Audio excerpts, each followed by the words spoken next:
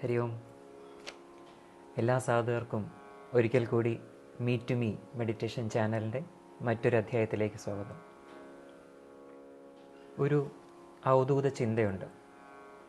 അവധൂജി രചിച്ച ഒരു ഗ്രന്ഥത്തിൻ്റെ ഒരു ചിന്തയാണ് അവധൂത ചിന്ത. ഒരിക്കലും പുറത്തു കടക്കാൻ സാധിക്കാത്തത് മനസ്സിൽ നിന്നാണ് എന്ന് പറയും. ശരിക്കും ഒന്ന് ചിന്തിച്ച് നോക്കിയാൽ, നമ്മൾ നമ്മുടെ വീട്ടിൽ തന്നെ ചിന്തിച്ച് നോക്കിയാൽ നമ്മൾ കണ്ടിട്ടുണ്ടാവും ചിലന്തി വല കെട്ടുന്നത്. അത് എത്ര കഷ്ടപ്പെട്ടാണ്, സമയമെടുത്താണ് ആ വല കെട്ടുന്നത് നമ്മൾ ശ്രദ്ധിച്ചിട്ടുണ്ടാകും. എന്നിട്ടത് അനങ്ങാതിരിക്കും. എന്തിനു വേണ്ടിയിട്ടാണ്? അത് അതിൻ്റെ ഇരയെ കാത്തിരിക്കുകയാണ്. എപ്പോഴാണോ ഒരു ഇര അതിൽ പെടുന്നത്, ആ വലയിൽ പെടുന്നത്, ആ ചിലന്തി പെട്ടെന്ന് തന്നെ വന്ന് അതിനകത്താക്കും. ശരിക്കും നമ്മുടെ മനസ്സും അതുപോലെയാണ്. വാസനകളാണ് വല എന്ന് പറയുന്നത്.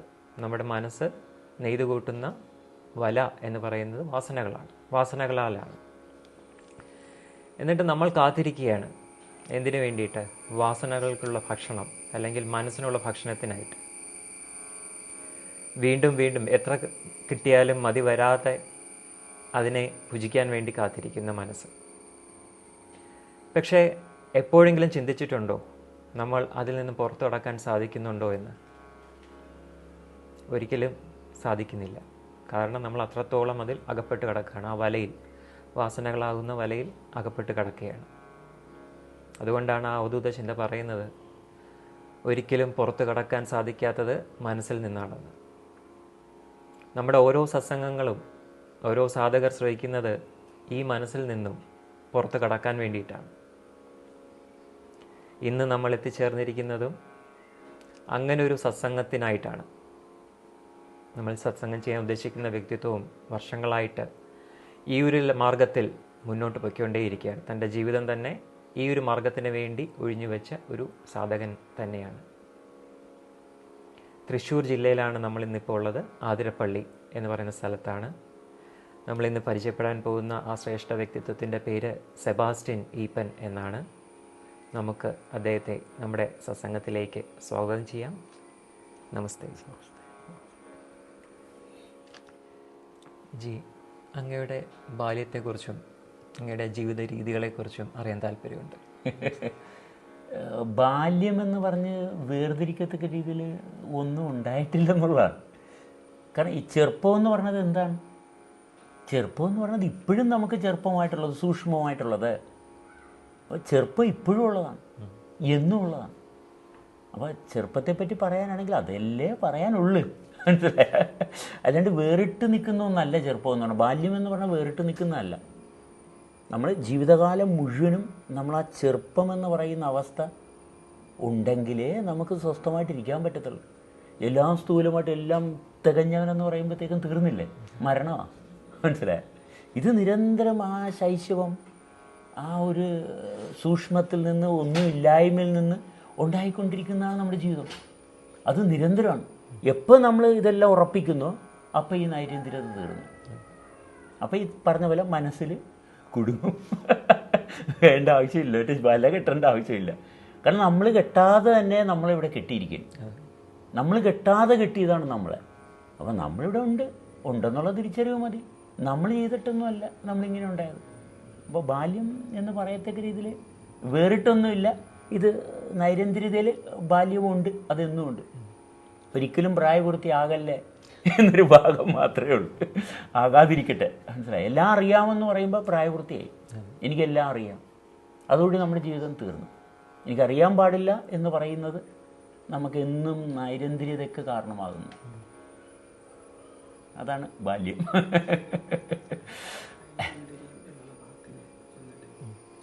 ഇപ്പം നൈരന്തര്യം എന്ന് പറഞ്ഞല്ലോ, അതിനെ കുറച്ചുകൂടെ വിശദമാക്കാമോ? അതായത് നിരന്തരം നമ്മൾക്കൊരിക്കലും ആരംഭിക്കാത്തതും നിർത്താൻ പറ്റാത്തതും. നമ്മളായിട്ട് ആരംഭിച്ചതല്ല, നമുക്ക് ആരംഭിക്കാൻ പറ്റത്തില്ല. നമ്മൾ ആരംഭിച്ചതാണെങ്കിൽ ക്ഷീണം വരും, അതവിടെ നിന്നു പോകും.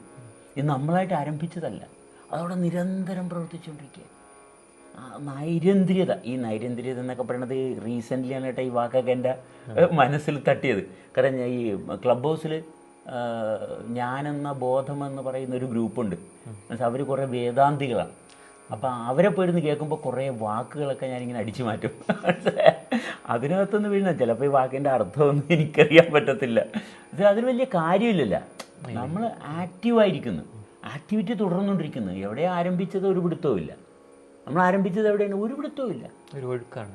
ഇതിങ്ങനെ പോയിക്കൊണ്ടിരിക്കുക. അത് ഭയങ്കര സുഖമാണ്, ഭയങ്കര രസമാണ്. അതുകൊണ്ടാണ് അത് വിടാത്തത്. അങ്ങയുടെ സംസാരങ്ങൾക്കിടയിൽ ആകാശത്തെ പോയിന്റ് ചെയ്ത് പറയാറുണ്ട്. അതിന് എന്താണ് ഉദ്ദേശിക്കുന്നത്? കാൽപാദം ഒരു ചെറിയ ഭാഗം മാത്രമല്ലേ ഭൂമിയെ തട്ടുന്നുള്ളൂ. ബാക്കിയുള്ളതെല്ലാം ഇങ്ങനെ ആകാശത്തല്ലേ. ഇങ്ങനെ നമ്മൾ നിൽക്കുക അല്ലേ നമ്മളെ നിർത്തിയിരിക്കുക. നമ്മൾ നിൽക്കുന്നതിനേക്കാൾ ഭേദം നമ്മളെ നിർത്തിയിരിക്കുക. ഇങ്ങനെയാണ് നമ്മളിവിടെ നിർത്തിയിരിക്കുന്നത്. ഇങ്ങനെ നിൽക്കാനാണ് നമ്മളോട് ആവശ്യപ്പെട്ടിരിക്കുന്നത്. ആര്? ഈ പ്രപഞ്ചം, ഈ ആകാശം. ഈ ആകാശമാണ് നമ്മൾ എഴുന്നേൽപ്പിച്ച് നിർത്തിയിരിക്കുന്നത്. ഭൂമിയുമായിട്ടുള്ള ബന്ധം തുലം തുച്ഛമാണല്ലേ, ഇച്ചിരിയേ ഉള്ളൂ. അപ്പോൾ ആകാശത്തെ പറ്റി, ഈ പറച്ചിൽ മുഴുവൻ ആകാശത്തെ പറ്റിയാണ്. കാരണം ആകാശത്തെ നമ്മൾ എങ്ങനെ ഗ്രഹിക്കുന്നോ അങ്ങനെയാണ് നമ്മുടെ സംസാരവും പ്രവൃത്തിയെല്ലാം. ആകാശത്തെ നമുക്ക് എത്രത്തോളം നന്നായിട്ട് ഗ്രഹിക്കാൻ പറ്റും. അത് ശൈശവമാണ്, ബാല്യമാണ്, വളരെ സൂക്ഷ്മമാണ്. അത് അവിടെ ശ്രദ്ധ എത്രത്തോളം എത്തുന്നോ അത്രത്തോളം നമുക്ക് സ്വസ്ഥത ഉണ്ടാകും. നേരെ മറിച്ച് ഭൂമിയെ നമ്മൾ ആശ്രയിച്ചാൽ, ഭൂമിയെ ആശ്രയിക്കേണ്ട കാര്യമില്ല. കാരണം ഭൂമി ചെയ്യേണ്ട കാര്യങ്ങൾ വൃത്തിയായിട്ട് ചെയ്തിട്ടുണ്ട്. പിന്നെ അങ്ങോട്ട് അമിതമായിട്ട് ആശ്രയിച്ചാൽ അത് നമ്മുടെ ശരീരത്തിന് ക്ഷീണമേ ഉണ്ടാക്കത്തുള്ളൂ. സന്തോഷത്തിൻ്റെ ഡെഫിനേഷൻ എന്താണ് അങ്ങയുടെ കാഴ്ചപ്പാടിൽ? വളരെ നൈമിഷികമായിട്ടുള്ള, ബാഹ്യമായിട്ടുള്ള, സൃഷ്ടിക്കപ്പെട്ട വ്യവസ്ഥയുമായിട്ടുള്ള നമ്മുടെ സമ്പർക്കത്തിലുണ്ടാകുന്നതാണ് സന്തോഷം. വളരെ നൈമിഷികമാണ്. സൃഷ്ടിക്കപ്പെട്ട വ്യവസ്ഥ, നമ്മുടെ ശരീരം, സ്ഥൂല ശരീരം സൃഷ്ടിക്കപ്പെട്ട വ്യവസ്ഥയുമായിട്ടുള്ള സമ്പർക്കത്തിലുണ്ടാകുന്ന അനുഭവമാണ് സന്തോഷം.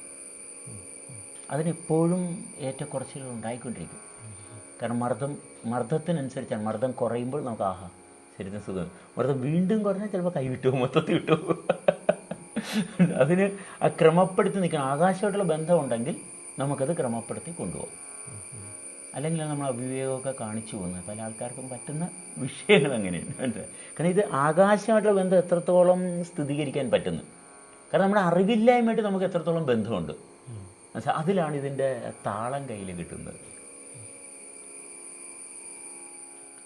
അങ്ങ് സന്തോഷം പറഞ്ഞല്ലോ. സാധാരണ സന്തോഷം മനസ്സിലാണ് ഉണ്ടാവുന്നതാണ് എല്ലാവരും വിചാരിച്ചിരിക്കുന്നത്. മനസ്സിനെ പറ്റി ഒന്ന് പറയാമോ? ചുറ്റുപാടും കാണുന്ന അവസ്ഥ നമ്മളെ സ്വാധീനിക്കുന്നു. കാരണം നമ്മൾ പ്രവർത്തിക്കുന്നുണ്ട്. പക്ഷെ നമ്മളുടെ പ്രവർത്തനത്തെക്കാൾ കൂടുതൽ ചുറ്റുപാടും ഉള്ളതിൻ്റെ സാന്നിധ്യം നമ്മളെ സ്വാധീനിക്കുമ്പോൾ നമുക്ക് മനസ്സ് രൂപം കൊള്ളും. അപ്പോഴാണ് മനസ്സ് രൂപം കൊള്ളുന്നത്. നമ്മൾ സജീവമായിട്ട് നിന്നാൽ മനസ്സ് ശാന്തമാവും. മനസ്സിലായി? അപ്പോൾ നമ്മുടെ സജീവത എപ്രകാരമാണ് നിരന്തരം പ്രവർത്തിച്ചുകൊണ്ടിരിക്കുന്നത്. അപ്പോൾ അവിടെ മനസ്സില്ല. മനസ്സിലായി? നമ്മൾ ഇന്നാക്റ്റീവ് ആകുന്നു. നമ്മളുടെ ആക്ടിവിറ്റീസിൽ നമ്മൾ ഇടപെടാണ്ടിരിക്കുമ്പോൾ പുറമേയുള്ള ആക്ടിവിറ്റീസ് സ്ട്രോങ് ആയിട്ട് വരും. അപ്പോൾ മനസ്സുണ്ടായേ പറ്റത്തുള്ളൂ. അങ്ങനെ മനസ്സ് വരും. മനസ്സ് വന്നാൽ പിന്നെ ആരാ നിയന്ത്രിക്കുന്നത്? പിന്നെ മനസ്സാ നിയന്ത്രിക്കണം. അത് മനസ്സ് നിയന്ത്രിച്ചേ പറ്റത്തുള്ളൂ. കാരണം ചുറ്റുപാടിൽ നിന്ന് ഇംപ്രഷൻസ് വീഴാണ് ഉള്ളിൽ. വളരെ ചെറുപ്പം മുതൽ, അതായത് ഒരു കുട്ടി എന്ന് പറയുന്ന അവസ്ഥ ആർക്കാണ് മനസ്സുണ്ടാകുന്നത്? എൻ്റെ കുട്ടിക്കാലം നഷ്ടപ്പെട്ടു പോയവന് മാത്രമേ മനസ്സുള്ളൂ. കുട്ടിക്കാലം ഉള്ളവന് ഒരിക്കലും മനസ്സില്ല. ഒരു കുട്ടിയെ നോക്കുക, കുട്ടിക്ക് ഒരിക്കലും മനസ്സില്ല. പക്ഷേ കുട്ടി എപ്പോഴും ഫ്രീ ആയിട്ട് കളിച്ചും ചിരിച്ചും കിടക്കുകയാണ്. എപ്പോൾ കുട്ടിക്കാലം നഷ്ടപ്പെടുന്നോ അപ്പോൾ തൊട്ട് മനസ്സ് വളരാൻ തുടങ്ങും. കാരണം ആപേക്ഷികതയാണ്. ചുറ്റുപാടും കാണുന്ന മാറ്റങ്ങൾക്ക് ഇവൻ ഒരു വിക്റ്റിമാകുകയാണ്. അതിന് വിധേയനാകുമ്പോൾ മനസ്സ് സങ്കീർണമാകും. മനസ്സ് പലതും പറയും. പക്ഷെ അതൊക്കെ ഒപ്പിക്കാൻ പറ്റുമോ? പറ്റത്തില്ല. പക്ഷെ മനസ്സിന് പ്രകാശത്തിൻ്റെ വേഗതയുണ്ട്. പ്രകാശത്തേക്കാൾ വേഗതയുണ്ടെന്ന് പറയാം. കാരണം അത്രയും വേഗത്തിൽ മാറ്റങ്ങൾ മനസ്സിലുണ്ടായിക്കൊണ്ടിരിക്കുകയാണ്. വ്യക്തിക്ക് പരിഭ്രമം, അസ്വസ്ഥത, രോഗം മനസ്സുകൊണ്ട് മാത്രമാണ്. ഒരു കഥ ഒന്ന് പറയാമോ? നല്ല രസമായിരിക്കും അല്ലേ? കുറച്ച് ദിവസങ്ങൾക്ക് മുമ്പ് അല്ലെങ്കിൽ കുറച്ച് ആഴ്ചകൾക്ക് മുമ്പ് മീ ടു മീ എന്ന് പറഞ്ഞ ഒരു ടീമിനെ വിളിച്ച്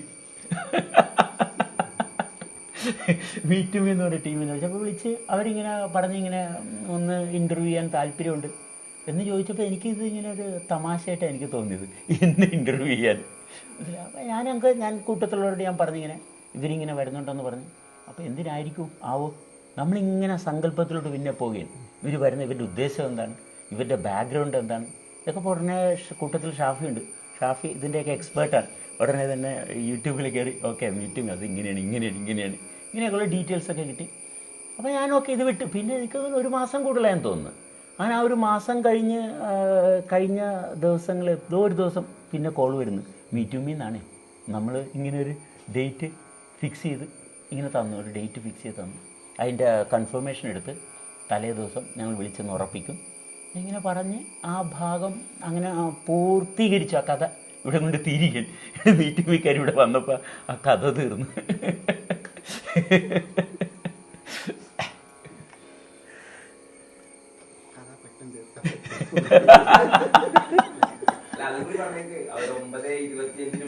അതെ ഞാനിവിടെ ബ്രേക്ക്ഫാസ്റ്റ് കഴിച്ചുകൊണ്ടിരിക്കുകയായിരുന്നു. ഞാൻ പറഞ്ഞു അവർ 9:30 സമയം പറഞ്ഞത്. അവർ 9:25 എത്തിയിട്ടുണ്ടെങ്കിൽ അവർ പുറത്ത് വെയിറ്റ് ചെയ്യും. എന്നിട്ട് 30 ആകുമ്പോഴേ അവർ കൊട്ടിയകത്തോട്ട് കയറത്തുള്ളൂ. കാരണം അവർ വളരെ ചിട്ടയുള്ള മനുഷ്യരാണ്. മനസ്സിലായി, നമ്മളെപ്പോലെയല്ല, നമുക്കൊരു ചിട്ടയുമില്ല. അവർക്ക് വളരെ ചിട്ടയുള്ള മനുഷ്യരാണ്. മനസ്സിലായി. അതും പറഞ്ഞു. പിന്നെ ഇന്നിപ്പോൾ ബാലു പറഞ്ഞു ചിലന്തിയെപ്പറ്റി പറഞ്ഞു. ഞാൻ രാവിലെ ചിലന്തിയെപ്പറ്റി ഞാൻ പറഞ്ഞുകൊണ്ടിരിക്കുകയായിരുന്നു ഇവിടെ. രാവിലെ ഞാൻ ടോക്ക് കൊടുത്തത് ചിലന്തിയെപ്പറ്റിയാണ്. ചിലന്തി വല കെട്ടി കാത്തിരിക്കുന്നു. മനസ്സിലായി. അതിന് സ്വീകാര്യമായിട്ടുള്ളത് വന്നാൽ അത് എടുക്കുകയും അല്ലാത്ത വന്നാൽ ഉടനെ അത് റിജക്റ്റ് ചെയ്യുകയും ചെയ്യും. അതിനുള്ള വിവേകം ചിലന്തിക്കുണ്ട്. പക്ഷെ മനസ്സിനതില്ല. എത്ര കിട്ടിയാലും എത്ര ഭാരം കിട്ടിയാലും വല മൊത്തം പൊട്ടി ചിലന്തി വീണാലും മനസ്സ് വിടത്തില്ല. മർക്കട മുഷ്ടിയാണ് മനസ്സിന്, നിവൃത്തിയില്ല. കാരണം ഞാൻ പിടിച്ചതല്ലേ, അതുകൊണ്ടാണ്. ചിട്ടയും ചിട്ടയില്ലായ്മയും അതിനെക്കുറിച്ചൊന്ന്. നമ്മൾ ഉണ്ടാക്കുന്ന ചിട്ടകൾ നമ്മളെ ചിട്ടപ്പെടുത്തിയിരിക്കുന്ന അനുഭവത്തിൽ നമുക്ക് നിൽക്കാൻ പറ്റാത്തതുകൊണ്ടാണ്. അപ്പോൾ നമ്മൾ ചിട്ടകൾ ഉണ്ടാക്കും. ഈ ചിട്ടകൾ ഉണ്ടാക്കിയാൽ ഇത് നടപ്പിലാക്കാൻ ഒരിക്കലും നടക്കത്തില്ല. അതുകൊണ്ട് തന്നെ ഭയങ്കര ദേഹാസ്വസ്ഥത ഉണ്ടാവും. പക്ഷെ അംഗീകരിക്കത്തില്ല. കാരണം എനിക്ക് ചിട്ടയിൽ പോകണം. മനസ്സിലായി. കാരണം ചിട്ടയില്ലാത്ത ഒരു ലോകത്തെ കാണുമ്പോഴാണ് നമുക്ക് ചിട്ട ഉണ്ടാകണമെന്ന് തോന്നുന്നത്. മനസ്സിലായി. പക്ഷേ ചിട്ടപ്പെടുത്തിയിരിക്കുന്ന വ്യവസ്ഥയിൽ നിന്നാണ് നമ്മൾ രൂപം കൊണ്ടിരിക്കുന്നത്. അതിന് വളരെ വ്യക്തമായിട്ടുള്ള ചിട്ടയുണ്ട്. പാദം തൊട്ട് ശിരസ് വരെ കൃത്യമായിട്ടുള്ള ചിട്ടയുണ്ട്. അല്ലാണ്ട് ചിട്ടയില്ലാതെ ഇത് രൂപം കൊള്ളത്തില്ല. അപ്പോൾ ചിട്ട അനുഭവിക്കുന്നില്ല, ജീവനുള്ള ചിട്ടയല്ല. അപ്പോൾ മനസ്സിൻ്റെ സങ്കല്പമാണ് ചിട്ട ഉണ്ടാക്കുന്ന ചിട്ട നിലനിർത്താൻ പറ്റത്തില്ല. അപ്പോൾ നമ്മൾ കിടന്ന് പാടുവിടും.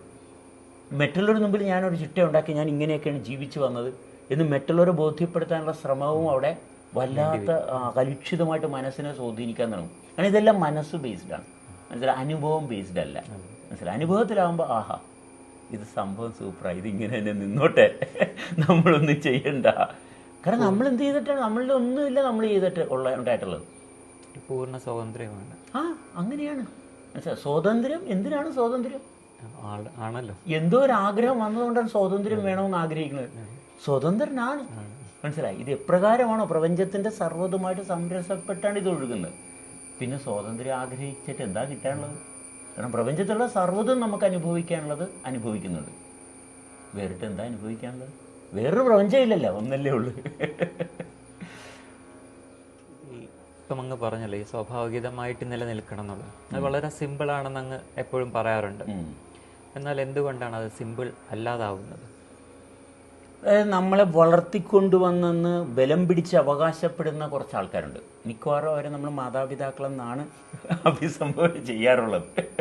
പക്ഷെ അവരുടെ കഷ്ടപ്പാടിൽ നിന്നാണ് അവരിതെല്ലാം ചെയ്യുന്നത്. അപ്പോൾ കഷ്ടപ്പാടിൻ്റെ സ്വാധീനം കുട്ടിയിലുണ്ടാകുന്നു. അപ്പോൾ കുട്ടിത്വം തൊട്ട് കഷ്ടപ്പാടാണ്. പക്ഷേ കഷ്ടപ്പാടേ ഉള്ളൂ. ജീവിക്കണമെങ്കിൽ കഷ്ടപ്പാടാണെന്നാണ് പഠിപ്പിച്ചിരിക്കുന്നത്. ജീവിക്കാൻ ഒരു കഷ്ടപ്പാടും ഇല്ല. മരണം കഷ്ടപ്പാടാണ്.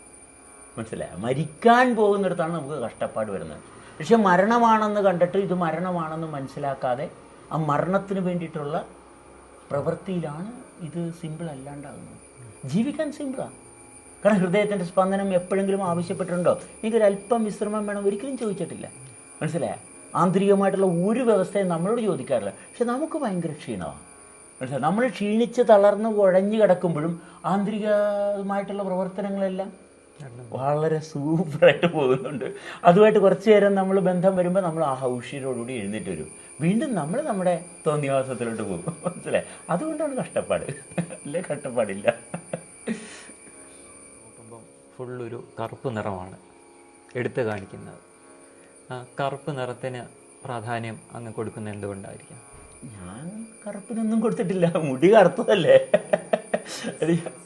ആ അതെ അതെ, ആ മുണ്ട് അതെ, ചെളി പറ്റിയാൽ പെട്ടെന്ന് കാണത്തില്ലല്ല. അല്ല, കറുപ്പിന് എല്ലാം കറുപ്പല്ലേ, എല്ലാം ഇരുട്ടല്ലേ, നമ്മുടെ ശരീരം ഇരുട്ടാണ്. എന്നുവെച്ചാൽ ആ ഇരുട്ടിനകത്ത് ഉള്ള ചലനമാണ് വെളിച്ചം. മനസ്സിലായി? ഇരുട്ടിൽ നിന്നാണ് നമ്മൾ ഉണ്ടായിരിക്കുന്നത്. മനസ്സിലായി? നമ്മുടെ അനുഭവം നോക്കുമ്പോൾ ഇരുട്ടിൽ നിന്നാണ്. അപ്പോൾ കറുപ്പുമായിട്ടുള്ള നമ്മുടെ ബന്ധം നമുക്ക് ഒരിക്കലും ഒഴിവാക്കാൻ പറ്റത്തില്ല. നമ്മൾ അറിവില്ലായ്മ ഇരുട്ടല്ലേ, അറിവില്ലായ്മ ഇരുട്ടാണ്. മനസ്സിലായി? ആ അന്ധകാരത്തിൽ നിന്ന് വെളിച്ചമെന്ന് പറയുന്നത് ഈ ഇരുട്ടിൽ ഒരു ചെറിയൊരു ചലനം, എവിടെയോ ഒരു ചലനം. മനസ്സിലായി? ആ ചലനമാണ് വെളിച്ചം. ബാക്കിയുള്ള എല്ലാം ഇരുട്ട്, എപ്പോഴും അന്ധകാരമാണ്. മനസ്സിലായോ? എപ്പോഴും അന്ധകാരമാണ്. അപ്പോൾ ഇരുട്ടിൽ എവിടെയാണ് ഒരു ചെറിയൊരു ചലനം, ആ ചലനമാണ് നമ്മളെന്ന് നമ്മൾ തിരിച്ചറിയുന്നത്.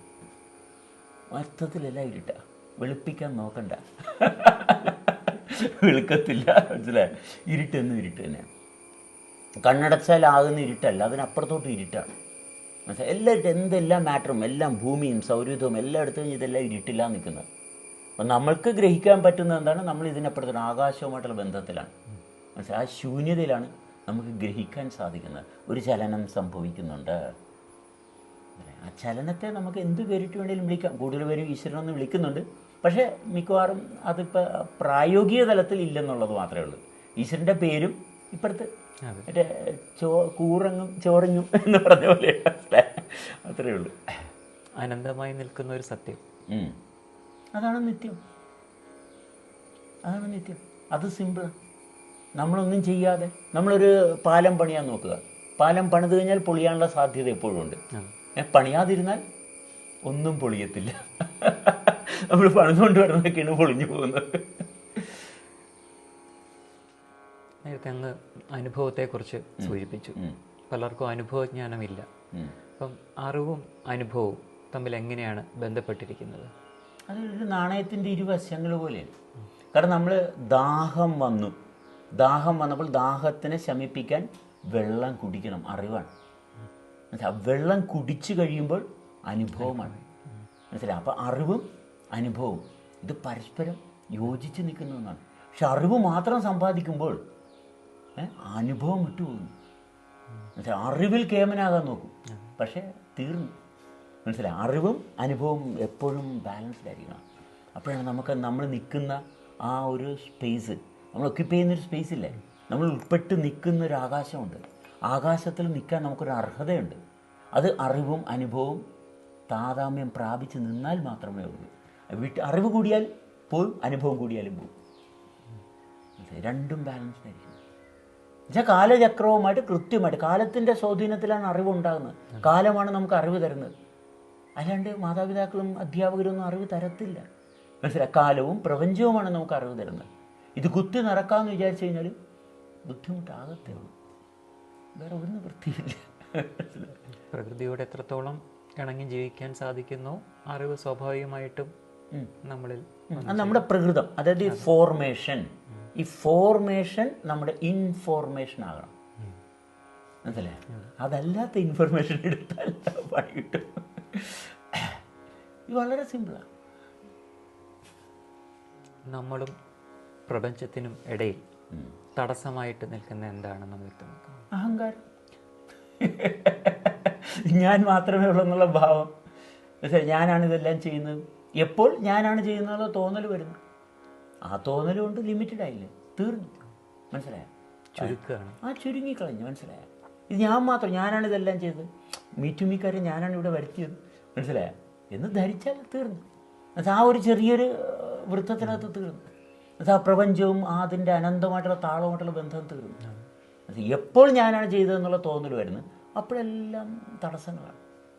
എന്നെ ചെയ്യിപ്പിക്കുന്നത് എന്താണ് എന്ന് കണ്ടെത്തിയാൽ ആഹാ, അപ്പോൾ അനന്തമായി. മനസ്സിലായോ? ഒരു ബ്യൂട്ടി ആസ്വദിക്കാം. അതെ അതെ, ബ്യൂട്ടിഫുൾ ആയിരിക്കണം എപ്പോഴും. മനസ്സിലായോ? എന്നാലേ ഡ്യൂട്ടിഫുൾ ആകാൻ പറ്റത്തുള്ളൂ.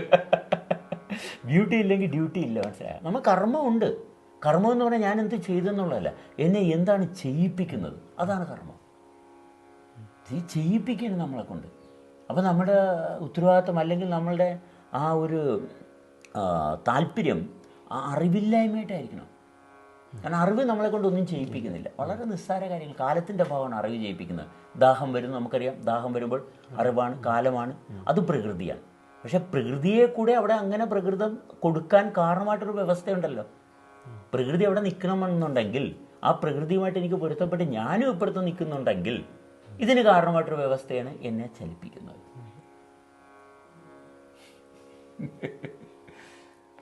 വ്യക്തിബന്ധങ്ങളെ എങ്ങനെയാണ് കാണേണ്ടത്?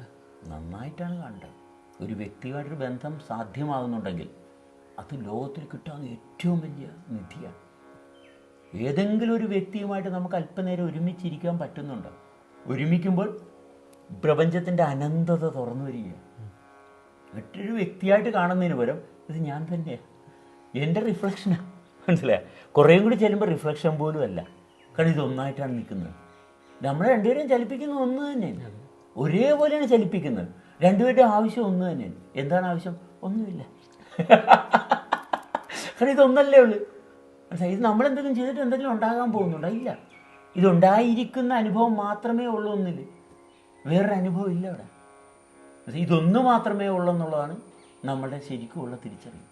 മറ്റൊന്നില്ല. അപ്പോൾ എന്താണുള്ളത്? അതാണുള്ളത്. അതിനെപ്പറ്റി നമുക്കൊന്നും വിശദീകരിക്കാൻ പറ്റത്തില്ല.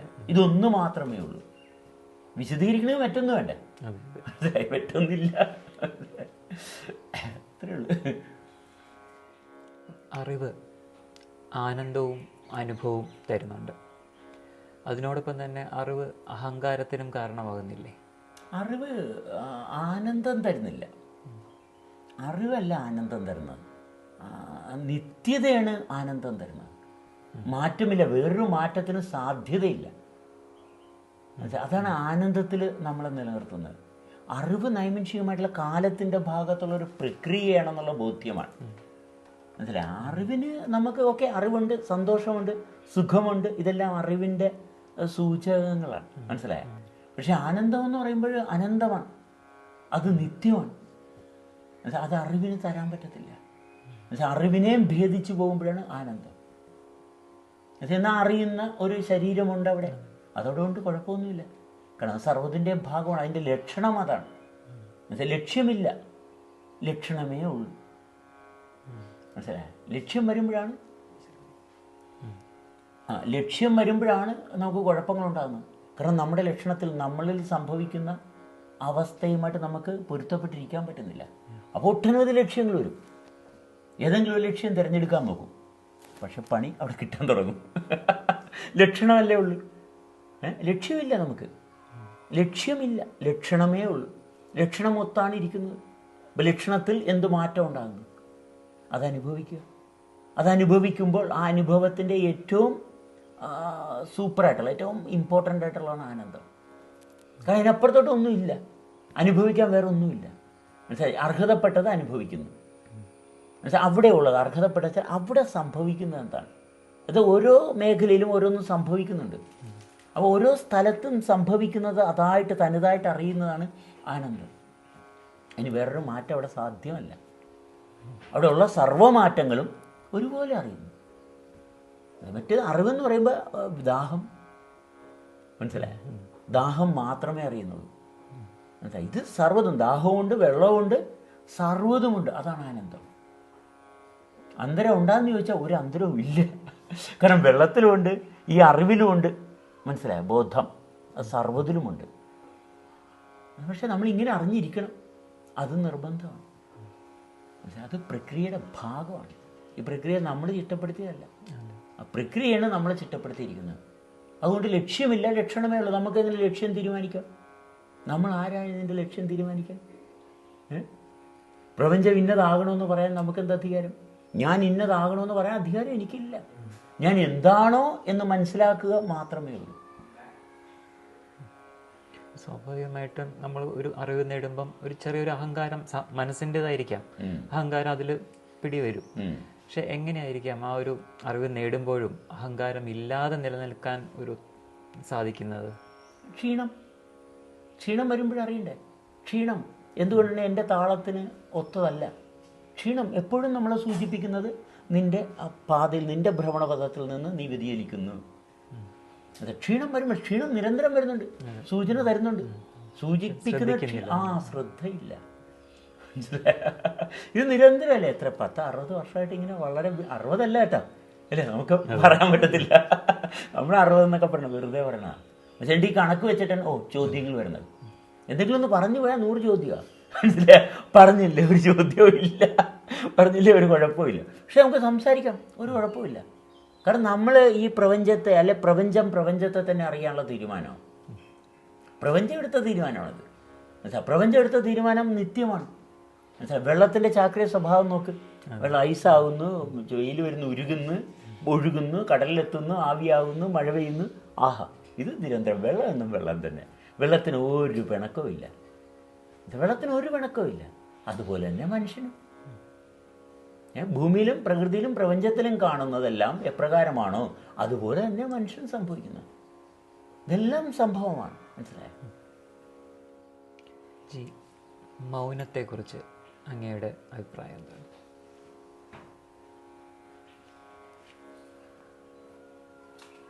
മൗനത്തെ കുറിച്ചൊന്നും പറയുന്നില്ല.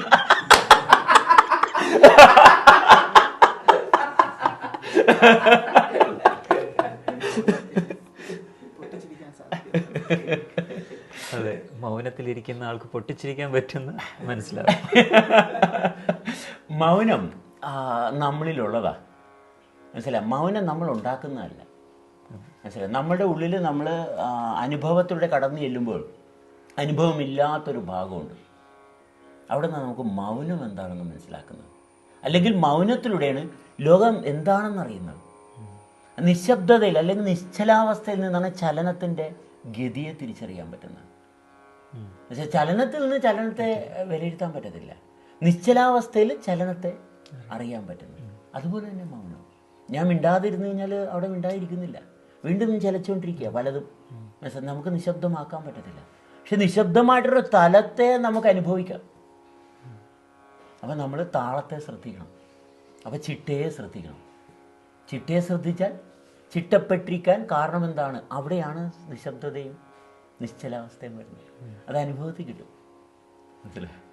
ഒരു ധ്യാന സാധകൻ അല്ലെങ്കിൽ ധ്യാനം പരിശീലിക്കുകയോ അല്ലെങ്കിൽ ഈ ഒരു സാധനാ മാർഗം ഫോളോ ചെയ്യുന്ന ഒരു തുടക്കക്കാർക്ക് എങ്ങനെയായിരിക്കും ആ ഒരു നിശ്ചലാവസ്ഥയിലേക്ക് എത്താനുള്ളൊരു വഴി എന്ന് പറയുന്നത്? ചെയ്യുന്ന എല്ലാ പ്രവൃത്തിയും ശ്രദ്ധിക്കുക. രാവിലെ തൊട്ട് വൈകുന്നേരം വരെ ചെയ്യുന്ന സർവ്വ പ്രവർത്തനങ്ങളെയും ശ്രദ്ധിക്കുക. എല്ലാത്തിനെയും ഗുരുതുല്യമായിട്ട് കാണുക. മനസ്സിലായി? ഒന്നിനെയും വേർതിരിക്കാതെ കാണുക. മനസ്സിലായി? ഉറുമ്പെന്നോ അല്ലെങ്കിൽ മറ്റത് ശ്രേഷ്ഠമെന്നോ ഇത് ശ്രേഷ്ഠതയില്ലെന്നോ കാണാതിരിക്കുക. അപ്പം സാധനയായി. അപ്പോഴാണ് സാധകനാണ്. ഇത് വേർതിരിച്ച് കണ്ടിട്ട് ആകുമ്പോൾ 1 മണിക്കൂർ ഇരുന്ന് സാധന ചെയ്തല്ല സാധനയാകത്തില്ല. മനസ്സിലായി? അവിടെ വിധിച്ചു. മനസ്സിലായി? വിധിക്കാതെ ഇരിക്കുക. മനസ്സിലായി? അപ്പോൾ സാധനയായി. അപ്പോൾ തുടർച്ചയായി. എപ്പോഴും എല്ലാ ജോലിയും ഉണ്ട്, ഒന്നും ഒഴിവാക്കണ്ട. മനസ്സിലായി? അതിൻ്റെ കർത്തൃത്വം നമ്മൾ ഏറ്റെടുക്കാതിരിക്കുക. നമ്മളൊരു ടൂളായിട്ട് നമ്മൾ പ്രവർത്തിക്കുക. അല്ലെ നമ്മളെ പ്രവർത്തിപ്പിക്കുന്നത് എന്താണെന്ന് കാണുക. എന്താണ് പ്രേരിപ്പിക്കുന്നത് എന്നെ പ്രേരിപ്പിക്കുന്നത് എന്താണ് എന്ന് കണ്ടെത്തുക. അപ്പോൾ പ്രേരിപ്പിക്കുന്ന അവിടെ നമ്മുടെ കടപ്പാടുണ്ട്. ഓക്കെ, ഇപ്പം എനിക്ക് പ്രേരിപ്പിക്കുന്നുണ്ട്, ഇത്ര സമയത്തുള്ളൊരു പണി തീർക്കണം.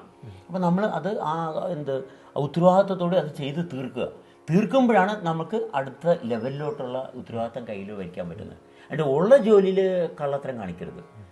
എനിക്കിത് ഇട്ടിട്ട് എനിക്ക് മറ്റൊരു സാധനമൊക്കെ പോകണം നടക്കുകയില്ല. മനസ്സിലായ? ജോലി ഉള്ളതിനകത്ത് സത്യസന്ധമായിട്ട് ഇടപെടുക. ഇപ്പം കിട്ടുന്ന കൂലി പോരാ, പക്ഷെ നിവൃത്തിയിൽ ഇത് വാങ്ങിയേ പറ്റത്തുള്ളൂ. ആ കൂലിയിൽ സംതൃപ്തനാകണം. ഇപ്പം എനിക്ക് കൂലിയാണ്, മനസ്സിലായി? എനിക്ക് കൂലി കിട്ടണം, ഇതുകൊണ്ട് ഞാൻ കഴിയണം. മനസ്സിലായി? അതിൽ തികഞ്ഞ സംതൃപ്തനാണ്. എന്നാലേ നമ്മുടെ ജീവിതമാകത്തുള്ളൂ. അണ്ട് ഇത് പോരാ എന്ന് പറഞ്ഞാൽ പിന്നെ ഒന്നും പോരാതെ വരും. പിന്നെ എന്നും പോരായ്മയായിരിക്കും. ദരിദ്രനെന്നും ദരിദ്രനായിക്കൊണ്ടിരിക്കും, സമ്പന്നനെന്നും സമ്പന്നനായിക്കൊണ്ടിരിക്കും. കുഴപ്പമാണ് ഈ സമ്പന്നനാകെ എന്ന് പറഞ്ഞാൽ സുഖമുള്ള ഏർപ്പാടൊന്നുമല്ല. പക്ഷെ അവൻ നിവൃത്തിയില്ലാത്തതുകൊണ്ടാണ് അവൻ സമ്പന്നനായിക്കൊണ്ടിരിക്കുന്നത്. അല്ലാണ്ടൊരു സുഖമുള്ള ഏർപ്പാടൊന്നുമല്ല. പക്ഷെ ദരിദ്രനാകുന്ന പോലെ തന്നെയാണ് സമ്പന്നനാകുന്നത്. സമ്പന്നനാകും തോറും ഇതിൻ്റെ കഷ്ടപ്പാട് കൂടിക്കൊണ്ടിരിക്കുക. പക്ഷേ ഈ സമ്പത്ത് പോകാതെ സൂക്ഷിക്കണം, വല്ലാത്ത കഷ്ടപ്പാടാണ്. മനസ്സിലായി? അപ്പം സമ്പന്നൻ ദരിദ്രനും തുല്യ ദുഃഖിതരാണ്. നേരിട്ട് നോക്കിയാൽ കാണാം. മനസ്സിലായി? സമ്പന്നൻ്റെ സമയം മറ്റുള്ളവർക്ക് വേണ്ടിയിട്ട് സമ്പത്തിന് വേണ്ടിയിട്ട് അവൻ പാടുപിടി ഓടുകയാണ്. മനസ്സിലായി? ദരിദ്രൻ ദാരിദ്ര്യത്തിന് വേണ്ടിയിട്ട് ഓടുമ്പോൾ സമ്പന്നത്തിന് വേണ്ടിയിട്ട് ഓടുന്നു. രണ്ടുപേരും ഒരേപോലെ തന്നെ, ലക്ഷണത്തിന് വ്യത്യാസമൊന്നുമില്ല. മാറ്റം അത് ഉള്ളതാണോ ഇല്ലാത്തതാണോ? മാറ്റം ഉണ്ടെന്നും പറയാം, ഇല്ലെന്നും പറയാം. അത് ശൂന്യതയിലെത്തുമ്പോൾ ഒരു മാറ്റവും ഇല്ല, ഒന്നും മാറുന്നില്ല. ഇതിങ്ങനെ തന്നെ 1000 കോടി വർഷങ്ങൾക്ക് മുമ്പും ഇതിങ്ങനെ തന്നെ, ഇങ്ങനെ ആയിരിക്കത്തുള്ളൂ. ഓക്കെ, അപ്പോൾ ഒരു വശത്തുകൂടി നോക്കുമ്പോൾ മാറ്റമൊന്നുമില്ല, ഇനി മറുഭാഗത്തോട് നോക്കിയാൽ മാറ്റങ്ങളേ ഉള്ളൂ. മനസ്സിലായി? പക്ഷെ മാറ്റങ്ങൾക്കൊരു ചിട്ടയുണ്ട്, അടുക്കും ചിട്ടയുണ്ട്, അതിനൊരു വൃത്തിയുണ്ട്. അതുകൊണ്ടാണ് നമുക്ക് വൃത്തി വേണമെന്ന് പറയുന്നത്. ഈ മാറ്റത്തിന് കാരണമായിട്ടുള്ള അവസ്ഥയിലൂടെ അനുഭവിച്ചു പോകുന്നതാണ് വൃത്തി. കുറച്ചുകൂടെ അതായത് മാറ്റം സംഭവിക്കാൻ കാരണം എന്താ കൃത്യമായിട്ട് അറിയണ്ടേ. ഞാനൊരു മാറ്റമാണ്, ഞാൻ മറ്റൊന്നല്ല, ഞാനൊരു മാറ്റം മാത്രമാണ്. അപ്പം എന്നിൽ എന്ത് മാറ്റം ഉണ്ടാകുന്നു എന്നറിയുന്നതാണ് എൻ്റെ വൃത്തി. അത്രേ ഉള്ളൂ. ഞാനെന്ന് പറയുന്ന ഒരു മാറ്റമാണ്. അപ്പം പിന്നീട് അഹങ്കരിക്കാനൊന്നുമില്ല. പക്ഷെ അതുകൊണ്ടാണ് അഹങ്കാരം ഇല്ലാത്തത്.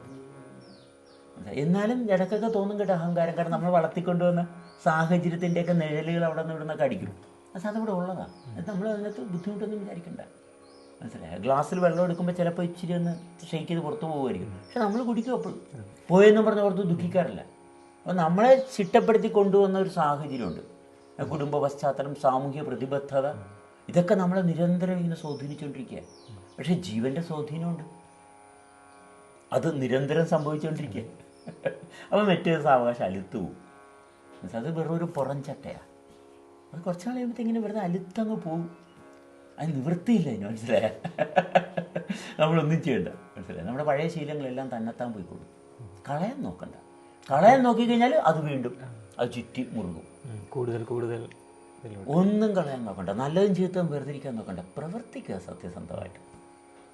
അപ്പോൾ പ്രവർത്തിക്കുമ്പോൾ മാറ്റത്തെ കാണാം. മാറ്റമുള്ള ഭാഗം വൃത്തിയായിട്ട് കാണാൻ തുടങ്ങിയാൽ മാറ്റമില്ലാത്തതിനെയും കാണും. മനസ്സിലായ? രണ്ടും നമ്മുടെ ശ്രദ്ധയിൽ വരും. അപ്പോൾ ഈ നിമിഷത്തിൽ നിലനിൽക്കാനുള്ള ഒരു മനസ്ഥിതി, അല്ലെങ്കിൽ അതിന് സാധിച്ചാലല്ലേ ഈ മാറ്റത്തെ നമ്മളിൽ ഉണ്ടാവുന്ന മാറ്റത്തെ. നിമിഷം എന്ന് പറയുമ്പോൾ ഒരു ചലനം സംഭവിച്ചു. നിമിഷത്തിൽ നിന്നും നമ്മൾ മാറണം. എവിടെയാണ് ഒരു നിമിഷം പോലും ഇല്ലാത്തത്? നിമിഷം എന്ന് പറയുമ്പോൾ അവിടെ ഒരു മാറ്റം ഉണ്ടായി.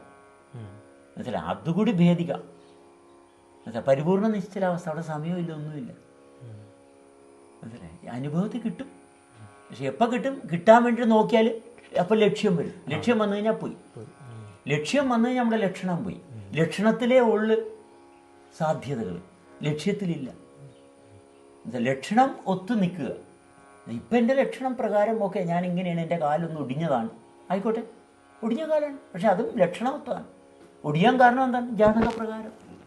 മനസ്സിലായി? ജാതകം എന്ന് പറയുമ്പോൾ ജനിച്ച ഇടം തൊട്ടുള്ള മാറ്റങ്ങളെ അനുസരിച്ചാണ് ജാതകം. അതിനെ ശ്രദ്ധിക്കുന്നില്ലെങ്കിൽ ജാതകത്തിൽ തന്നെ വല്ലാത്ത മാറ്റങ്ങളുണ്ടാവും. ജനിച്ചൊരു ജാതകമുണ്ട്, പക്ഷെ അത് നമ്മൾ വകവെക്കുന്നില്ലെങ്കിൽ ജാതകത്തിൽ തന്നെ ഭേദഗതികൾ ഇങ്ങനെ ഉണ്ടായിക്കൊണ്ടിരിക്കും. അങ്ങനെ ഒട്ടനവധി വ്യക്തിത്വം ഉള്ളിലുണ്ടാവും. ജനിച്ചൊരു ജാതകം, അവിടെ ഒരു വ്യക്തിത്വമുണ്ട്. മനസ്സിലായി? പിന്നെ നമ്മുടെ അക്രമം കാരണം വേറെ പല ജാതകങ്ങളും വരും. പണി 8ൻ്റെ ഇങ്ങനെ കിട്ടിക്കൊണ്ടിരിക്കും. കാരണം ഇതെല്ലാം ഒരു വിഷയ സർക്കിളാണ്. മനസ്സിലായി? നമ്മൾ ചെയ്ത് തന്നെ പിന്നെയും നമ്മളെ ചെയ്യിപ്പിക്കാൻ പ്രേരിപ്പിക്കുക. അതല്ല മനുഷ്യജന്മത്തിൻ്റെ. ചെയ്തതിൽ തുടർച്ചയാണ് വേണ്ടത്.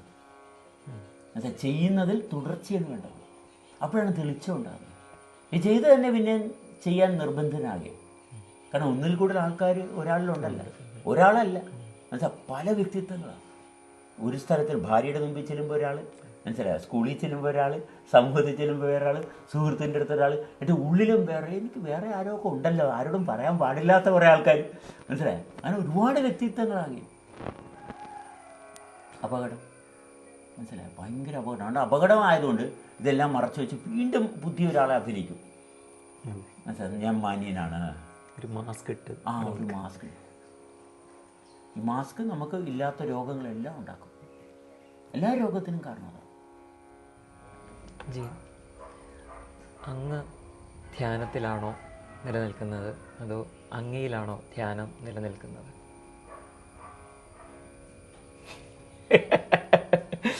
ഞാൻ നിലനിൽക്കുന്നതെന്ന് പറയത്തക്ക രീതിയിലൊന്നുമില്ല. മനസ്സിലായോ? നമ്മൾ എന്തിലാണെന്ന് ചോദിച്ചാൽ എങ്ങനെ പറയും? ഇവിടെ ഒന്നല്ലേ ഉള്ളൂ. ഇതിലാണോ അതിലാണോ എന്ന് പറയാനായിട്ട് യാതൊന്നുമില്ല. ഇത് നൈരന്തര്യതയിൽ മാത്രമാണ്. ഞാൻ ഇവിടെയാണോ അവിടെയാണോ എന്ന് പറയണമെങ്കിൽ രണ്ട് വേണ്ടേ? ഇതൊന്നേ ഉള്ളൂ. ഉണ്ട് എന്ന് പറയാം, മനസ്സിലായി? എവിടെയാണെന്ന് ചോദിക്കരുത്.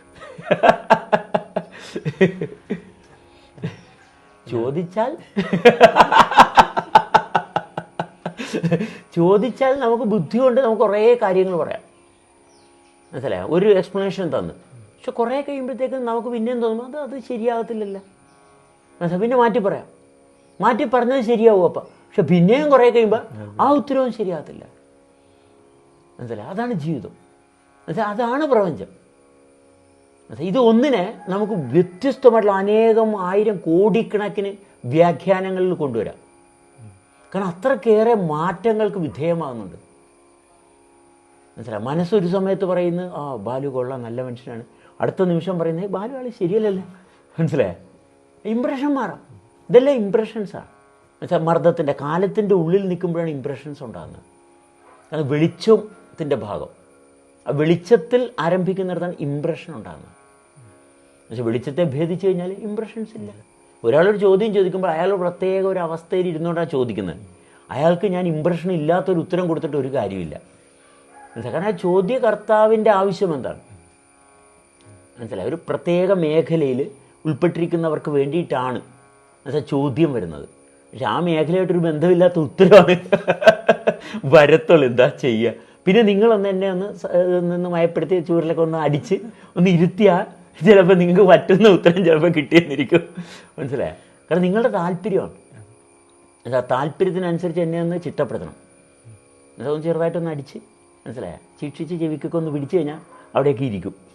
പക്ഷേ എന്നാലേ മാത്രമേ നമുക്ക് അതിനകത്ത് എന്തെങ്കിലും കാര്യമുള്ളൂ. കാരണം നിങ്ങൾ വന്നതിൻ്റെ കാര്യം നടക്കണ്ടേ, മനസ്സിലായോ? കാരണം ഇത് നടന്നുകൊണ്ടിരിക്കുക, ഇതിന് പ്രത്യേകിച്ച് എന്താ വേണ്ടത്? വേണ്ടതെല്ലാം സംഭവിക്കുന്നുണ്ട്. അങ്ങനെയാണ് നമ്മുടെ ജന്മം, അങ്ങനെയാണ്. ജന്മത്തിൻ്റെ സവിശേഷത എന്ന് പറഞ്ഞാൽ പ്രത്യേകിച്ച് ഒരു കാര്യത്തിന് വേണ്ടിയിട്ടല്ല, അതിവിടെ ഉണ്ട് എന്നുള്ളത് മാത്രമേ ഉള്ളൂ. അതിന് തലയും പാലും ഒന്നുമില്ല. മനസ്സിലായി? എവിടെ തുടങ്ങി മനസ്സിലായി? എങ്ങോട്ട് അവസാനം ഇല്ല, മനസ്സിലായി? ലക്ഷ്യമില്ല, ലക്ഷണം മാത്രമേ ഉള്ളൂ.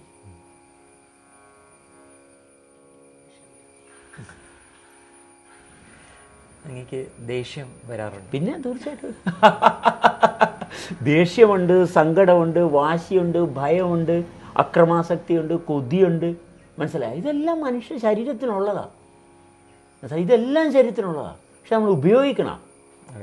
ഇതാവശ്യമുണ്ടെങ്കിൽ ഉപയോഗിക്കുക, മനസ്സിലായി? അതൊന്നും ഇല്ലായ്മ വേണ്ട, മനസ്സിലായി? ഇടയ്ക്ക് കള്ളത്തരം നമുക്കൊരു നുണ പറഞ്ഞാലോ, മനസ്സിലായി? ബാലുവിനോടൊക്കെ പറയണ്ട കേട്ടാ, പക്ഷെ അവിടെ ഇരിക്കട്ടെ, ബാലു അത് അറിയണ്ടെന്ന്, മനസ്സിലായി? ഒരു നുണ പറയാം, ഒരു കള്ളത്തരം കാണിക്കാം, ഒന്ന് മോഷ്ടിക്കാം. പക്ഷെ എന്തിനാണെന്നറിയുമ്പോഴാണ് ഇതൊക്കെ വേണോ? ദേഷ്യപ്പെടാം, അല്ലേ? സങ്കടപ്പെടാം. എന്തിനാണെന്നറിയുമ്പോഴാണ് നമ്മൾ ഇതൊന്നും ഉപയോഗിക്കേണ്ട. മനസ്സിലായി? വീട്ടിൽ കത്തിയിരിപ്പുണ്ട്, കൊടാലിയുണ്ട്, മനസ്സിലായി? എന്തിനാണ്, മനസ്സിലായി? നമ്മൾ ആരെങ്കിലും വരുമ്പോൾ കൊടാലി എടുത്ത് വരികയല്ല, മനസ്സിലായി? എന്ന് പറഞ്ഞ പോലെ തന്നെ ദേഷ്യം ആവശ്യമുള്ളിടത്ത്, ആവശ്യം വേണമെങ്കിൽ ഉപയോഗിക്കുക, മനസ്സിലായി? അത് ഉപയോഗിക്കുക, മനസ്സിലായോ? നമ്മൾ നിലനിൽക്കുന്നതുകൊണ്ട് നമുക്കിങ്ങനെ പലതും ഉപയോഗിക്കണം, മനസ്സിലായോ? സമയത്തിന് സന്ദർഭത്തിനനുസരിച്ച് ഉപയോഗിക്കണം. കാരണം കയ്യിലുള്ളതല്ലേ, എപ്പോഴെങ്കിലും ഉപയോഗിച്ചില്ലെങ്കിൽ അതിൻ്റെ മൂർച്ച പോകും.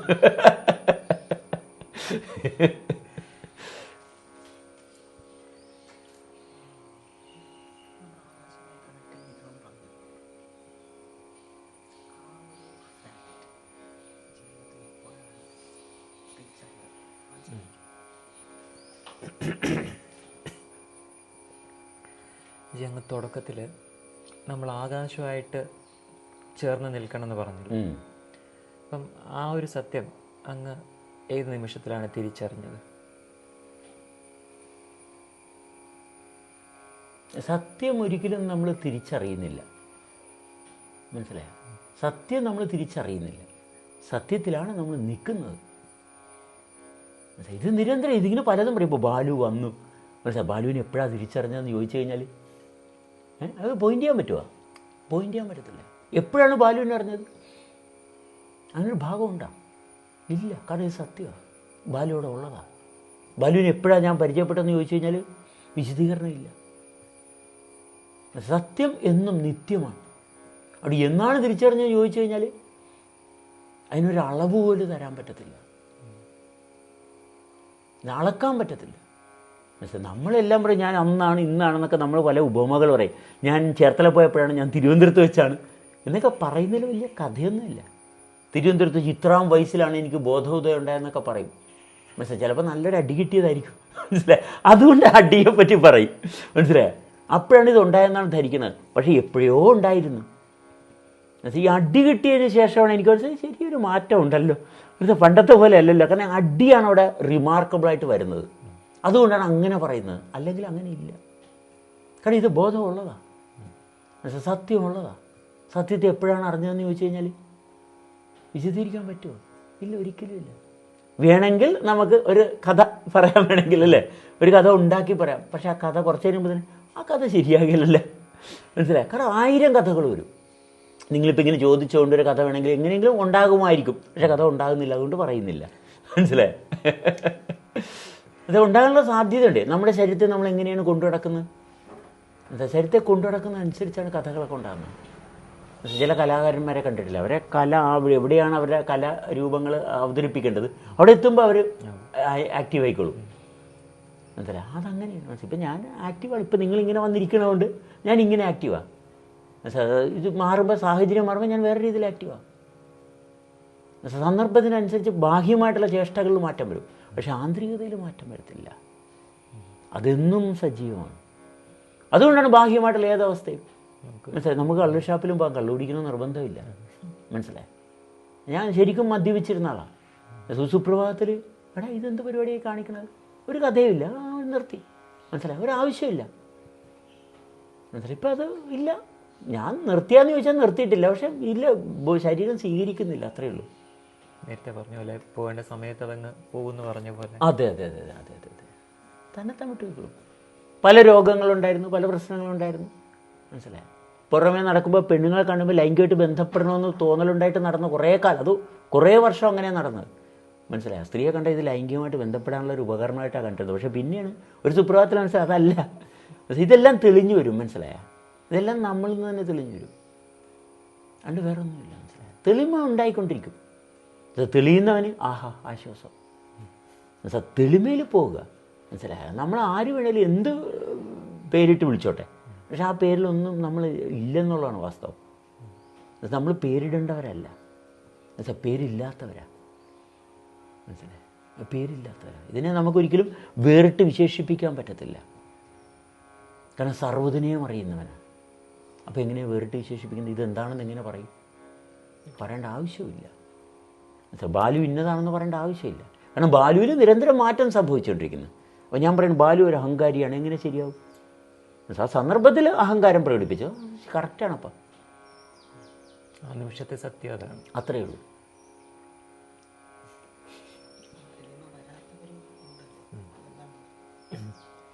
ഇപ്പം അങ്ങ് പറഞ്ഞ ഈ ഒരു തെളിമ വരണം എന്ന് പറഞ്ഞല്ലോ, അത് വരാത്തവരും ഉണ്ടാവില്ലേ? അപ്പോൾ അതിനുള്ള കാരണം എന്തായിരിക്കാം? അവർക്കും ഉണ്ടല്ലോ ചില കടപ്പാടുകളും ഉത്തരവാദിത്തങ്ങളും, അതിൽ തെളിമയുണ്ടല്ലോ. മനസ്സിലായ?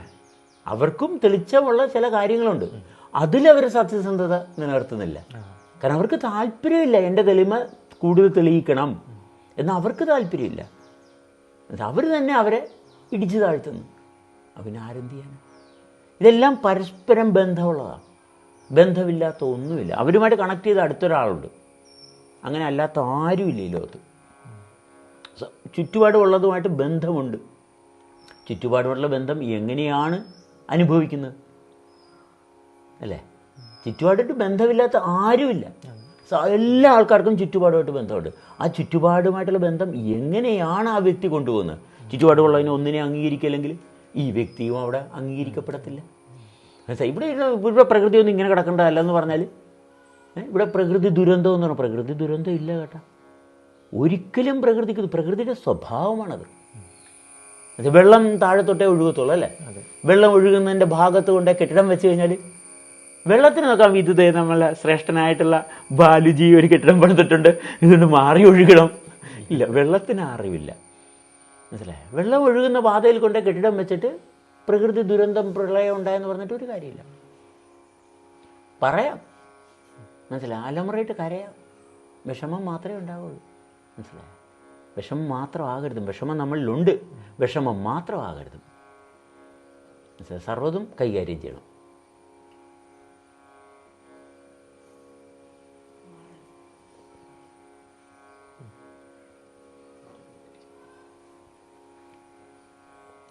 മറവി എന്നാൽ എന്താണ്? ആവശ്യമില്ലാത്ത കാര്യങ്ങൾ കൈകാര്യം ചെയ്യുമ്പോൾ മറവി ഉണ്ടാവും. വേണ്ടാത്ത കുറേ കാര്യങ്ങൾ ചെയ്തു കഴിഞ്ഞാൽ മറവി ഉണ്ടായേ പറ്റത്തുള്ളൂ, അല്ലെങ്കിൽ മറവിയില്ല. മനസ്സിലായോ? നമ്മൾ ഇനി എന്താ മറന്നത് നമുക്ക് ഓർത്തെടുക്കാൻ പാടില്ലേ? നിങ്ങൾ ഓക്കെ വിളിച്ച ഡേറ്റ് കൃത്യമായിട്ട് എടുക്കാമല്ലേ? ഫോൺ എടുത്ത് മൊബൈൽ എടുത്തൊക്കെ ആ നമ്പർ നോക്കി ചാർട്ട് ചെയ്ത് നമുക്ക് കൃത്യമായിട്ട് ഓർത്തെടുക്കാം. ഇതിലൊരു സാധനം താക്കോൽ വെച്ച് മറന്നുപോയി, ഓക്കെ. കാരണം നമ്മൾ വേറെ പല കാര്യത്തിൽ ഇടപെടണം. ഒത്തിരി കാര്യങ്ങൾ ഇടപെടുമ്പോഴാണ് മറവി വരുന്ന കേട്ടാ. നമ്മൾ റീട്രേസ് ചെയ്യാം. മനസ്സിലായി? നമുക്ക് റീട്രേസ് ചെയ്ത് നമുക്ക് താക്കോൽ എവിടെയാ വെച്ചതെന്ന് കണ്ടെത്താം. എന്ത് സംഭവം മനസ്സിലായി? നമുക്ക് മാനസിക അസ്വസ്ഥതയാണ്. മനസ്സിലായി? എനിക്ക് എങ്ങനെയാണ് നേരെ ഇരിക്കേണ്ടതെന്ന് അറിയത്തില്ല. സ്വസ്ഥത ആദ്യം കൈവരിക്കണമെന്ന് താല്പര്യം വന്നപ്പോൾ തന്നെ അതിന് വേണ്ടിയിട്ടുള്ള കാതലായിട്ടുള്ള ഭാവം അവിടെ പ്രവർത്തിച്ച് തുടങ്ങിക്കഴിഞ്ഞു. മനസ്സിലായി? തിരിച്ച് കൃത്യമായിട്ട് എവിടെയാണ് ഞാൻ വിട്ടുപോയത് തിരിച്ചു പിടിക്കാം. കാരണം ചരടുണ്ട്, ജീവനെന്ന ചരടുണ്ട്. മനസ്സിലായി? പ്രവർത്തിച്ചാൽ അതിനുള്ള സൊല്യൂഷൻ, പ്രവർത്തിച്ചാൽ പരിഹാരം കിട്ടും. മനസ്സിലായോ? പലർക്കും ഈ പ്രവർത്തിക്കാനുള്ള സമയമില്ലാത്തതുകൊണ്ടായിരിക്കാം മറവിയിൽ സമയമില്ലെന്ന് പറയുന്നത് ഒട്ടനവധി വ്യക്തിത്വങ്ങൾ ഉള്ളിലുള്ളത് കൊണ്ടാണ്. ഒന്നിൽ കൂടുതൽ ആൾക്കാർ ജീവിക്കുന്നുണ്ടാണ്. ഒരു വ്യക്തിയിൽ പല ആൾക്കാരുണ്ട്. മനസ്സിലായി? വീട്ടിൽ ചെല്ലുമ്പോൾ ഭർത്താവ് ഒരു വേഷം, പുറത്തു വരുമ്പോൾ സാമൂഹിക പ്രതിബദ്ധത, അത് എല്ലായിടത്തും ഒരു മനുഷ്യനായിരിക്കും. അപ്പോൾ സമയത്തിന് കുറവുണ്ടാകില്ല. സമയത്തിന് കുറവ് വരുന്നത് ഒട്ടനവധി വേഷം കെട്ടിയിട്ടാണ്. മനസ്സിലായി? ഈ തിയേറ്ററിൽ നാടകം കളിക്കണം, മറ്റേ തിയേറ്ററിൽ നാടകം കളിക്കണം, ഏതെങ്കിലും ഒരു തിയേറ്ററിൽ മനസ്സിലാണെങ്കിൽ സംഭവം ക്ലിയറാണ്. എല്ലാ തിയേറ്ററിലും ഞാൻ ആളാകണമെന്ന് പറഞ്ഞാൽ നടക്കില്ല. മനസ്സിലായി? ഒരു തിയേറ്ററിൽ നിൽക്കുക, അപ്പോൾ കുഴപ്പം മറവിയും പ്രശ്നങ്ങളൊന്നും ഉണ്ടാകില്ല. ആൾ ഒന്നാകാനേ പറ്റത്തുള്ളൂ, പലതാകാൻ പറ്റത്തില്ല. പലരും പറയും അവന് വേറെ മുഖമുണ്ട് കേട്ടോ, അവൻ ഡ്യുവൽ പേഴ്സണാലിറ്റിയാണ്. എല്ലാവരും മൾട്ടിപ്പിൾ പേഴ്സണാലിറ്റിയിലാണ് നടക്കണം. മനസ്സിലായ? ഡ്യുവൽ പേഴ്സണാലിറ്റിയെ സമൂഹം തിരിച്ചറിയും, പക്ഷെ മൾട്ടിപ്പിൾ പേഴ്സണാലിറ്റി ആരും അറിയുന്നില്ല. കാരണം അവൻ എല്ലായിടത്തും പല വേഷം കെട്ടി നടക്കുക. ഇവൻ ഡ്യുവൽ ആകുമ്പോൾ സത്യത്തിൽ ഇവൻ സത്യമായിട്ട് അടുത്തുകൊണ്ടിരിക്കുക. മനസ്സിലായ? ഇവന് തന്നെ വേണ്ടി യാഥാർത്ഥ്യ ബോധത്തിലോട്ട് അടുക്കാനുള്ള സന്ദർഭമാണ് ഡ്യുവൽ പേഴ്സണാലിറ്റി വരുമ്പോൾ. പിന്നെ ഒന്നാകേണ്ട താമസം മാത്രമേ ഉള്ളൂ. മനസ്സിലായി? മൾട്ടിപ്പിൾ പേഴ്സണാലിറ്റി കിടക്കുന്നവർക്ക് നടക്കത്തില്ല. അങ്ങനെ ഓടിക്കൊണ്ട് നടക്കും. എല്ലായിടത്തും എന്നെ കൊണ്ട് ഗുണമുണ്ടെന്നേ. മനസ്സിലായ? എന്നെ പലയിടത്തും ഗുണമുണ്ട്. അതുകൊണ്ട് ഇവനെന്നും പലയിടത്ത് വേലക്കാരനായിട്ട് നടക്കും, ജീവിക്കില്ല.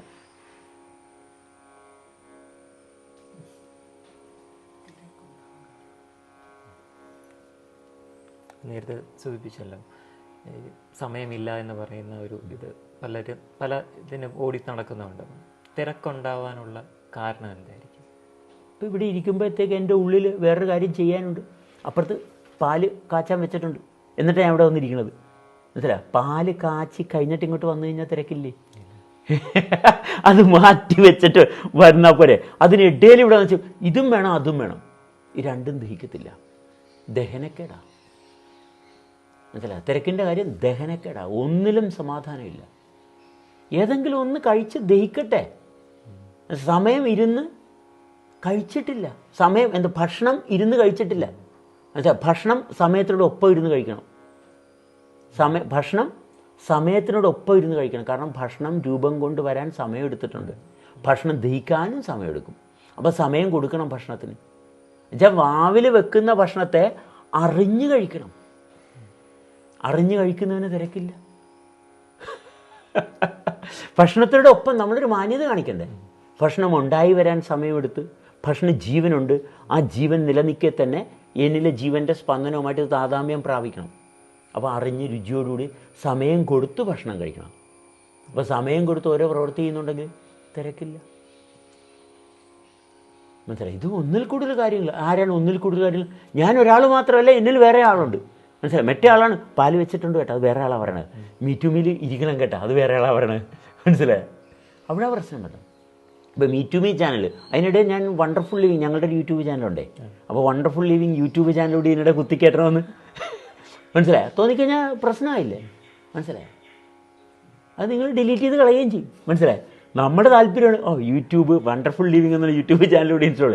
നിങ്ങൾ വളരെ സംഭവമായിട്ട് എല്ലാം റെക്കോർഡ് ചെയ്ത് നിങ്ങളവിടെ ചോദിച്ചാൽ അത് ഡിലീറ്റ് ചെയ്ത് കളയും. തീർന്നു. ചേട്ടാ അവന്മാർ നമ്മളെ പറ്റിച്ച് ബാക്കിയൊന്നും കാണത്തില്ല. എന്നുവെച്ചാൽ തിരക്ക് വന്നാൽ സംഭവിക്കുന്ന ഇതാണ്. അതങ്ങനെയേ സംഭവിക്കത്തുള്ളൂ.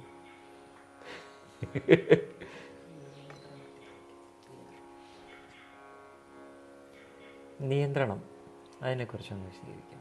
നിയന്ത്രണത്തിന് വിധേയമായിട്ടല്ലേ നമ്മളിരിക്കുന്നത്. നമ്മൾ നിരന്തരം നമ്മളെ നിയന്ത്രണത്തിന് വിധേയമായിക്കൊണ്ടിരിക്കുന്നത്. എന്താണ് നിയന്ത്രണം? എൻ്റെ രൂപം എന്താണ്?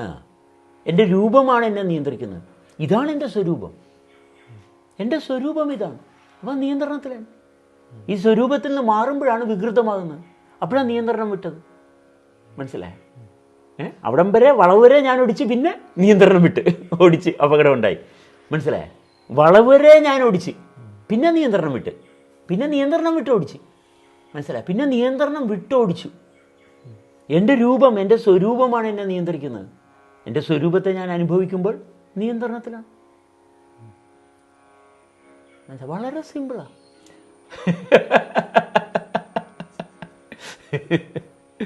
അല്ലേ? എൻ്റെ സ്വരൂപം, ഈ സ്വരൂപം ഇങ്ങനെ ആക്കാൻ കാരണം പ്രപഞ്ചമല്ലേ? ആരെ ഉത്തരവാദി? ബാലുവാണ്? അല്ല, അത് വേറെ ആരുമല്ല. അച്ഛനോ അമ്മയോ ഒന്നുമല്ല. നമ്മൾ പറയുന്നത് എൻ്റെ അച്ഛനാണ്, അമ്മയാണ്. എന്താണ്? അവരുമായിട്ടുള്ള ബന്ധം പൂർണ്ണമായിട്ടില്ല.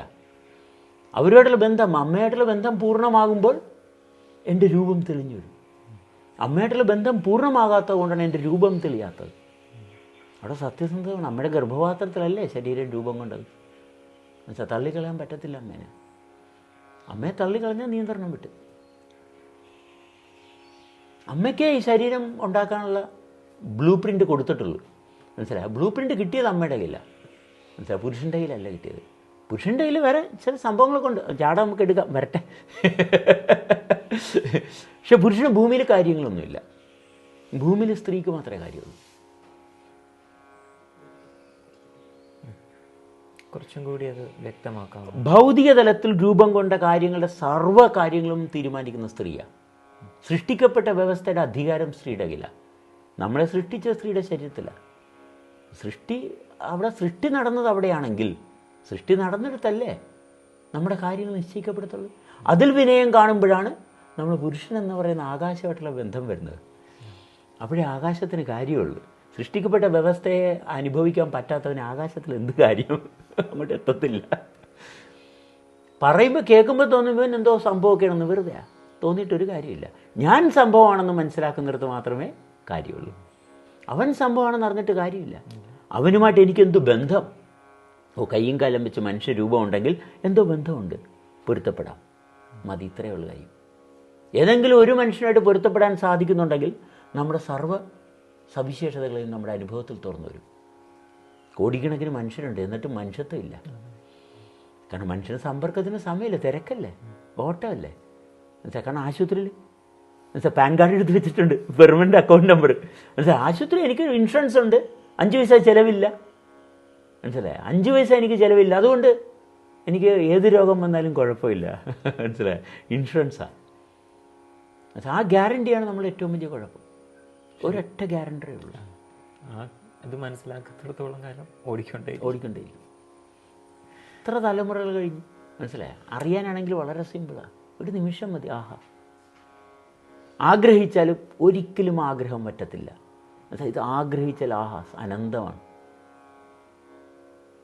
ആദ്യമില്ല, അന്ത്യവും ഇല്ല. എന്തിനാണ് ഇത് രണ്ടും ഉണ്ടാക്കുന്നത്? മരിച്ചാൽ മരിച്ചു മാഷ, അല്ലാണ്ട് വേറെ കാര്യമൊന്നുമില്ല. മനസ്സിലായി? മരിക്കാതെ ഇരിക്കുന്നിടത്ത് മാത്രമേ ഉള്ളൂ ജീവിതം. മരിച്ചതുകൊണ്ട് പ്രപഞ്ചത്തിന് ആർക്കും ഒരു ബുദ്ധിമുട്ടുമില്ല.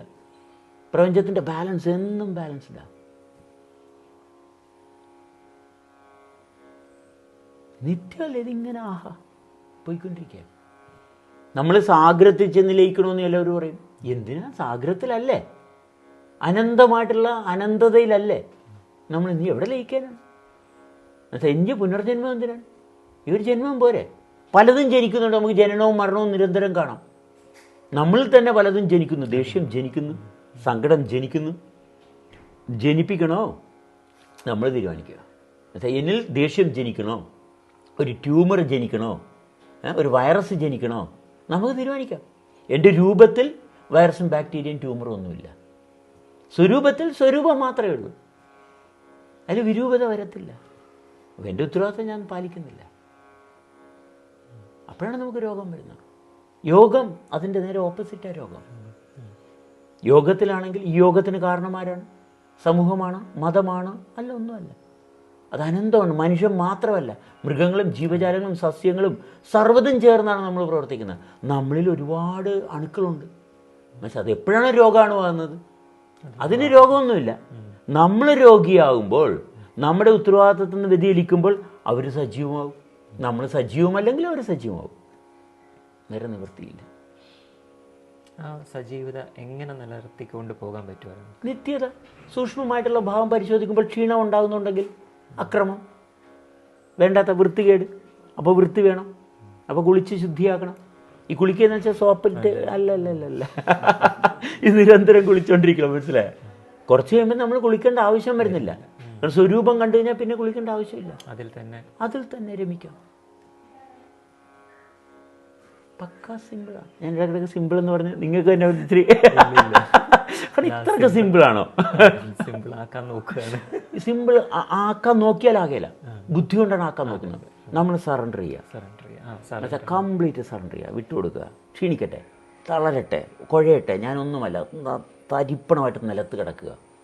നിലത്ത് കിടക്കുന്നത് ഇനി എനിക്കൊന്നും ചെയ്യാനില്ല, ഫുള്ള് വിട്ടു കൊടുക്കുക. ഞാനിനി നശിക്കാനില്ല, അപമാനിക്കപ്പെടാനൊന്നുമില്ല. നാട്ടുകാരും വീട്ടുകാരും എല്ലാവരും എന്നെ അപമാനിച്ചു, എന്നിട്ടും ഞാനുണ്ട്. എന്നിട്ടും ഞാനുണ്ട്. ആഹാ, അതൊരു സുന്ദരമായിട്ടുള്ള ഞാനാണ്. അതല്ല, എല്ലാം സറണ്ടർ ചെയ്ത്, മനസ്സിലായി, സർവ്വതും വിട്ടുകൊടുത്ത് പരിപൂർണമായിട്ട് തരിപ്പണമായി. നിരാശയുടെ ഏറ്റവും വലിയ പടുകുഴിയിലെത്തി. പിന്നെ താഴത്തോട്ട് കുഴിയില്ല കുഴിക്കാൻ. അവിടെയും ഞാനുണ്ട്. അവിടെയാണ് നമ്മുടെ തിരിച്ചറിവിൻ്റെ ആരംഭം. മനസ്സിലായി, അവിടെ നിന്നാണ് നമ്മൾ ശരിക്കുമുള്ള അറിവ് അതിലേക്ക് മാറുന്നത്. അതെ. ഇപ്പം വേറെ ഒന്നുമില്ല, വളരെ സിമ്പിളാണ്. ഈ സറണ്ടർ എങ്ങനെ സംഭവിക്കും? തമ്മിലുള്ള സമ്പർക്കം നോക്കിയാൽ മതി. ഏതെങ്കിലും ഒരു വ്യക്തിയോട് സത്യസന്ധത, ഏതെങ്കിലും ഒരു വ്യക്തിയോടെങ്കിലും സത്യസന്ധമായിട്ട് ഹൃദയം തുറന്ന് പങ്കുവെക്കാൻ പറ്റുന്നുണ്ടോ? സറണ്ടറിങ് നടക്കും. ആരെങ്കിലും ഒരു മനുഷ്യജന്മത്തെങ്കിലും, ഈ മനുഷ്യജന്മത്തെ അറിയാനുള്ള ഏകമാർഗം മറ്റൊരു മനുഷ്യജന്മവുമായിട്ടുള്ള സമ്പർക്കമാണ്. ആരെയും നമുക്ക് അനുഭവത്തിലെടുക്കാൻ പറ്റുന്നില്ലെങ്കിൽ പിന്നെ എങ്ങനെയാണ് നമ്മൾ ജീവിക്കുക? ആരെയും വിശ്വസിക്കാൻ പറ്റുന്നില്ല, എന്നാൽ ഈശ്വരനെ വിശ്വസിക്കുക. ഈശ്വരനോട്ട് കണ്ടിട്ടുമില്ല. വിശ്വാസത്തിൽ ഈശ്വരനെ ഉണ്ടാക്കിയാൽ അപകടമാണ്. ജീവിതത്തിൽ ഈശ്വരനുണ്ടാവും. കാരണം ജീവിക്കാനുള്ള കാരണം ഈശ്വരനാണ്.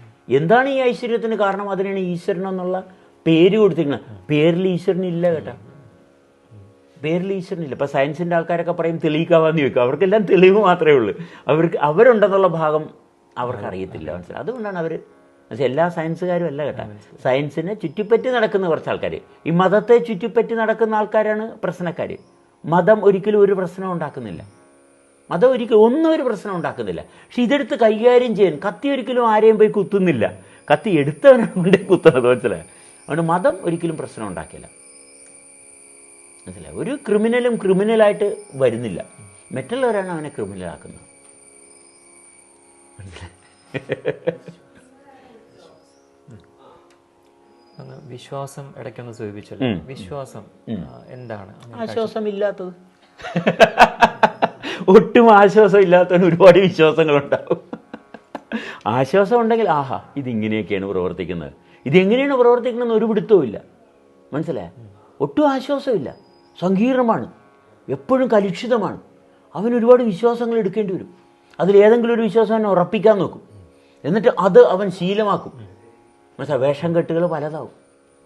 ആശ്വാസമുണ്ടെങ്കിൽ ഇതിങ്ങനെയാണ് പ്രവർത്തിക്കുന്നതല്ലേ, ഇതിങ്ങനെ പ്രവർത്തിക്കത്തുള്ളൂ അല്ലേ, പിന്നെ അത് ഉറപ്പിച്ച് കൃത്യമായി കണ്ടു അല്ലേ, ഇതിങ്ങനെ പ്രവർത്തിക്കത്തുള്ളൂ. ഭൂമി കറങ്ങുന്നു, സൂര്യൻ ഉദിക്കുന്നു, അസ്തമിക്കുന്നു. സയൻസ് പറയേ സൂര്യൻ ഉദിക്കുന്നില്ല, അസ്തമിക്കുന്നില്ല. പക്ഷെ നമുക്ക് രാത്രിയും പകലും ഉണ്ട്.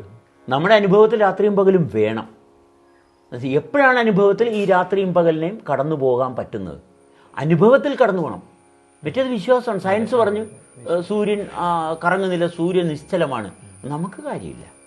നമുക്ക് ചലിക്കുന്ന സൂര്യനെയാണ് നമുക്ക് ആവശ്യം, അല്ലെങ്കിൽ ചലിക്കുന്ന ഭൂമിയാണ്. അനുഭവത്തിൽ എന്താണോ കിട്ടുന്നത് അനുഭവത്തിൻ്റെ വെളിച്ചത്തിലെ യാഥാർത്ഥ്യ ബോധം തെളിഞ്ഞു വരത്തുള്ളൂ. മനസ്സിലായി? മൈക്രോസ്കോപ്പോ ടെലസ്കോപ്പോ കൊണ്ട് വെച്ച് കണ്ടുപിടിക്കുന്നതുകൊണ്ട് ജീവിതം മുന്നോട്ട് കൊണ്ടുപോകാൻ പറ്റത്തില്ല. അവരും കൊണ്ടുപോകത്തില്ല. മനസ്സിലായ? പറ്റത്തില്ല. മനസ്സിലായി? ജീവിക്കുക അല്ലാണ്ട് വേറെ ഒരു മാർഗമില്ല.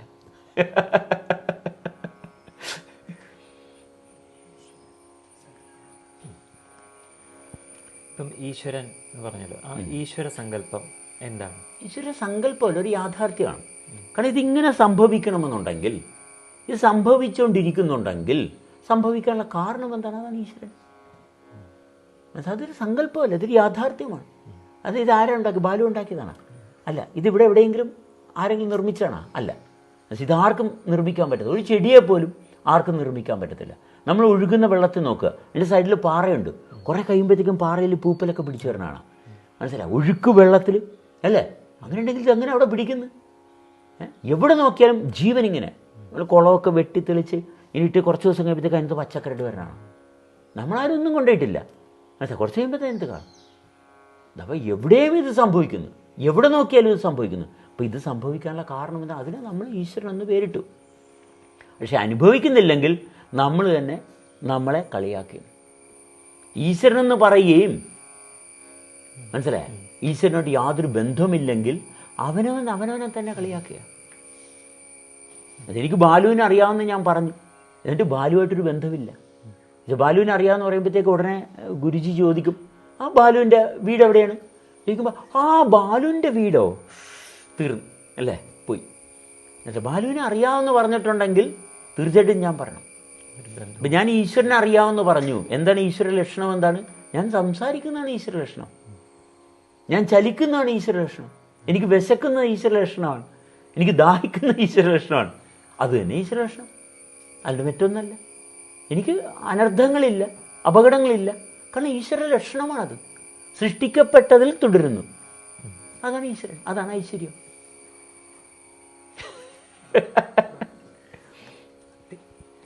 ഈശ്വരനായിട്ട് ബന്ധപ്പെട്ട് ചോദിക്കാൻ, ഭക്തി ഒന്ന് മാത്രം, രണ്ടില്ല, ഒന്ന് മാത്രം. അതല്ലേ ഭക്തി. ഇതൊന്ന് മാത്രമേ ഉള്ളൂ, അതാണ് ഭക്തി. മനസ്സിലായി? ഭക്തൻ എന്ന് പറയുമ്പോൾ ഒന്ന്. മനസ്സിലായ? ഒന്നിൽ കൂടുതലുള്ളതിനെ നമുക്ക് എങ്ങനെയാണ് ആരാധിക്കാൻ പറ്റുമോ? ഇല്ല, പറ്റത്തില്ല. ആരാധന ഒന്ന് മാത്രം. രണ്ടുണ്ടെങ്കിൽ ആരാധന നടക്കില്ല. ഭക്തി എന്ന് പറഞ്ഞാൽ ഒന്ന്. മറുപടിയൊക്കെ വളരെ ചുരുങ്ങിപ്പോകുന്നല്ലേ? കാരണം ഇങ്ങനെ വലിച്ചു നീട്ടേണ്ട കാര്യമില്ലല്ലോ. മനസ്സിലായില്ല? ആൾക്കാർ പലതും കുത്തി നിറച്ച് വെച്ചിരിക്കില്ല അവരവരുടെ മനസ്സിൽ. അപ്പം അതിനെ പൊളിച്ചു കളയാൻ കുറച്ചും കൂടെ വിശദമാക്കിയാലേ നമുക്ക് കാണാം. പൊളിച്ചു കളയാൻ പൊളിക്കേണ്ടത് അവരിയ്ക്കുന്നിടത്താണ്. അതെ. മനസ്സിലായി? ഈ സംഭാഷണം ഒരിക്കലും അതിന് ഒരു പ്രേരണ ആകുമെന്ന് വെറുതെ തോന്നണ. മനസ്സിലായി? നിങ്ങൾക്കിത് പ്രേരണയാവും. മനസ്സിലായി? ഇവിടെ വന്നിരിക്കുന്നവർക്ക് മാത്രമേ ഇത് പ്രേരണയാകത്തുള്ളൂ. മനസ്സിലായി? ഇത് കേൾക്കുന്നവർക്ക് ഇതും കണ്ട്, മനസ്സിലായ? മനസ്സിലായി? ഒട്ടനവധി മാറ്റങ്ങളുടെ ഒരുപാട് സിനിമയുടെ ഇടയിൽ ഈ ഒരു സിനിമയും കണ്ട്. മനസ്സിലായി? പക്ഷേ ഇതിനകത്ത് താല്പര്യമുള്ളവരുണ്ട്. അവർ കണ്ടിരിക്കും, വന്നിരിക്കും. മനസ്സിലായി? സമ്പർക്കം ഉണ്ടാവും. അത് വളരെ തുച്ഛമായിട്ടുള്ള ആൾക്കാർക്ക് മാത്രമേ ഉള്ളൂ. കോടിക്കണക്കിന് ആൾക്കാരുണ്ടല്ലോ, എല്ലാവരിലോട്ടും എത്തിച്ചു കൊടുക്കാനേ ഇല്ല. അർഹതപ്പെട്ട ഒരു വ്യക്തിക്ക് മാത്രമേ ഉള്ളൂ. അത് അർഹത പ്രകാരമേ ഉള്ളൂ. മനസ്സിലായോ? ഞാൻ ഈ നാട്ടിൽ തന്നെ ഇങ്ങനെ ജീവിച്ചിരിക്കുന്നത് തന്നെ ഒരു അത്ഭുതമല്ലേ? പണ്ടേ ആൾക്കാർ തല്ലിക്കൊല്ലണ്ടല്ലേ? മനസ്സിലായോ? ഒരുപാട് പലവരും ശ്രമിച്ചിട്ടുണ്ട്. എൻ്റെ ഭാര്യ തന്നെയാണ് ഏറ്റവും കൂടുതൽ ശ്രമിച്ചിരുന്നത്. മനസ്സിലായി? ആശുപത്രി കൊണ്ടുപോകാനും. മനസ്സിലായി? ഇവൻ മാനസിക രോഗിയാണ്. മനസ്സിലായി? പക്ഷേ വിദഗ്ധമായിട്ട്, നമ്മൾ തന്ത്രജ്ഞനാണല്ല. മനസ്സിലായി? വിദഗ്ധമായിട്ട് ആ കുരുക്കിനകത്തൊക്കെ പെടാതെ, മനസ്സിലായി? അങ്ങനെ വേണമല്ല. മനസ്സിലായി? അവർ മെനയുന്നു, നമ്മൾ അതിനകത്തുനിന്ന് അഴിഞ്ഞു പോകുന്നു. മനസ്സിലായി? അവർ കെണി വെക്കുന്നു, നമ്മൾ കെണിയിൽപ്പെടാതെ പോകുന്നു. മനസ്സിലായി? അങ്ങനെ വേണം ജീവിതം. മനസ്സിലായി? അവരെ നമ്മൾ ഒരിക്കലും കുറ്റപ്പെടുത്തണ്ട. അവർ ജീവിച്ചിരുന്ന സാഹചര്യത്തിൽ അവർ ചെയ്ത ഏറ്റവും നല്ല പ്രവൃത്തിയാണ്. മനസ്സിലായി? അവർ ചെയ്ത ഏറ്റവും നല്ല പ്രവൃത്തിയാണ്. മനസ്സിലായി? എൻ്റെ ഭാര്യയെ പ്രത്യേകം ഞാൻ സ്തുതി പറയുന്നു. മനസ്സിലായി? കാരണം അവളുടെ കൂട്ടത്തിൽ ജീവിച്ചപ്പോൾ അവൾ ഇങ്ങനെയുള്ള കുറേ കെണികളുണ്ടാക്കി. അപ്പോൾ മനുഷ്യരുണ്ടാക്കുന്ന കെണികളുടെ എല്ലാ ലക്ഷണങ്ങളും കണ്ട്. മനസ്സിലായോ? അപ്പോൾ ഓക്കെ, നല്ല കാര്യമാണ്. അതാരും നമുക്ക് കെണി ഉണ്ടാക്കുന്നത് അത് നല്ലതാണ്. അതല്ലാണ്ട് വേറെ കാര്യമൊന്നുമില്ല. കെണി കൊണ്ട് വേറെ ഉദ്ദേശമൊന്നുമില്ല. കാരണം ആത്മാവിനെ കെണിയിൽപ്പെടുത്താൻ പറ്റത്തില്ലല്ലോ. അതെ, ശരീരത്തെ മാത്രമേ പെടുത്താൻ പറ്റത്തുള്ളൂ. ശരീരത്തിൽ ബലം പിടിച്ചിരിക്കണ്ട. ശരീരാത്മാവായിട്ട് കണക്ട് തീർന്നില്ലേ?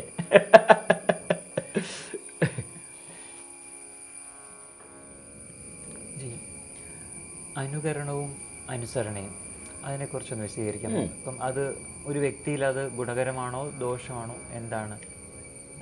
അതെ, നമ്മൾ അനുകരിക്കണമെന്നുണ്ടെങ്കിൽ നമ്മൾ ആദ്യം അനുകരിക്കുന്ന ചിലപ്പോൾ അമ്മയായിരിക്കും, നമ്മൾ പോലും അറിയുന്നില്ല. അനുകരണം നിർബന്ധമാണ്, അനുസരണ അതിനോടൊപ്പം വരുന്ന മനസ്സിലാക്കാം. കാരണം അനുസരിക്കുക എന്താണ്, മാതാപിതാക്കളെ അനുസരിക്കുക എന്ന് പറയുന്നത് അവരുടെ സാന്നിധ്യത്തിന് ഒപ്പം നിൽക്കുക എന്നുള്ളതാണ്. മനസ്സിലായി? അനുസരണ ഒരു ഭയങ്കര വലിയൊരു ചിട്ടയാണ്. വളരെ എളുപ്പമുള്ള സ്വസ്ഥമായിട്ട് ജീവിക്കാനുള്ള ഒരു ഭാഗമാണ് അനുസരണ. അനുസരിക്കാൻ പാടുപെടണ്ട, നമ്മൾ ബലം പിടിക്കാണ്ടിരുന്നാൽ മതി, അനുസരണ തനിയെ വന്നോളും. മനസ്സിലായി? അനുസരിക്കാൻ എളുപ്പമാണ്, പ്രകൃതിയെ അനുസരിക്കാം, ബലം പിടിക്കാണ്ടിരുന്നാൽ മതി. വിട്ടുകൊടുത്താൽ പ്രകൃതിയുമായിട്ട് താതാമ്യം പ്രാപിച്ച് അപ്പോൾ പ്രകൃതി രഹസ്യങ്ങളെല്ലാം തുറന്നു വരും. ആകാശത്തെ അനുസരിക്കുക. മനസ്സിലായി? ആകാശത്തെ എങ്ങനെ അനുസരിക്കും? ഭക്ഷണം കഴിക്കുമ്പോൾ ഭക്ഷണം കഴിച്ചിട്ട് എനിക്ക് ജോലി ചെയ്യാനുണ്ട്, ഓടാനില്ല, മനസ്സിലായി? ശാന്തമായിട്ട് ഇരിക്കാനാണ് ഞാൻ ഭക്ഷണം കഴിച്ചത്, ആകാശമായിട്ടുള്ള ബന്ധം വരും.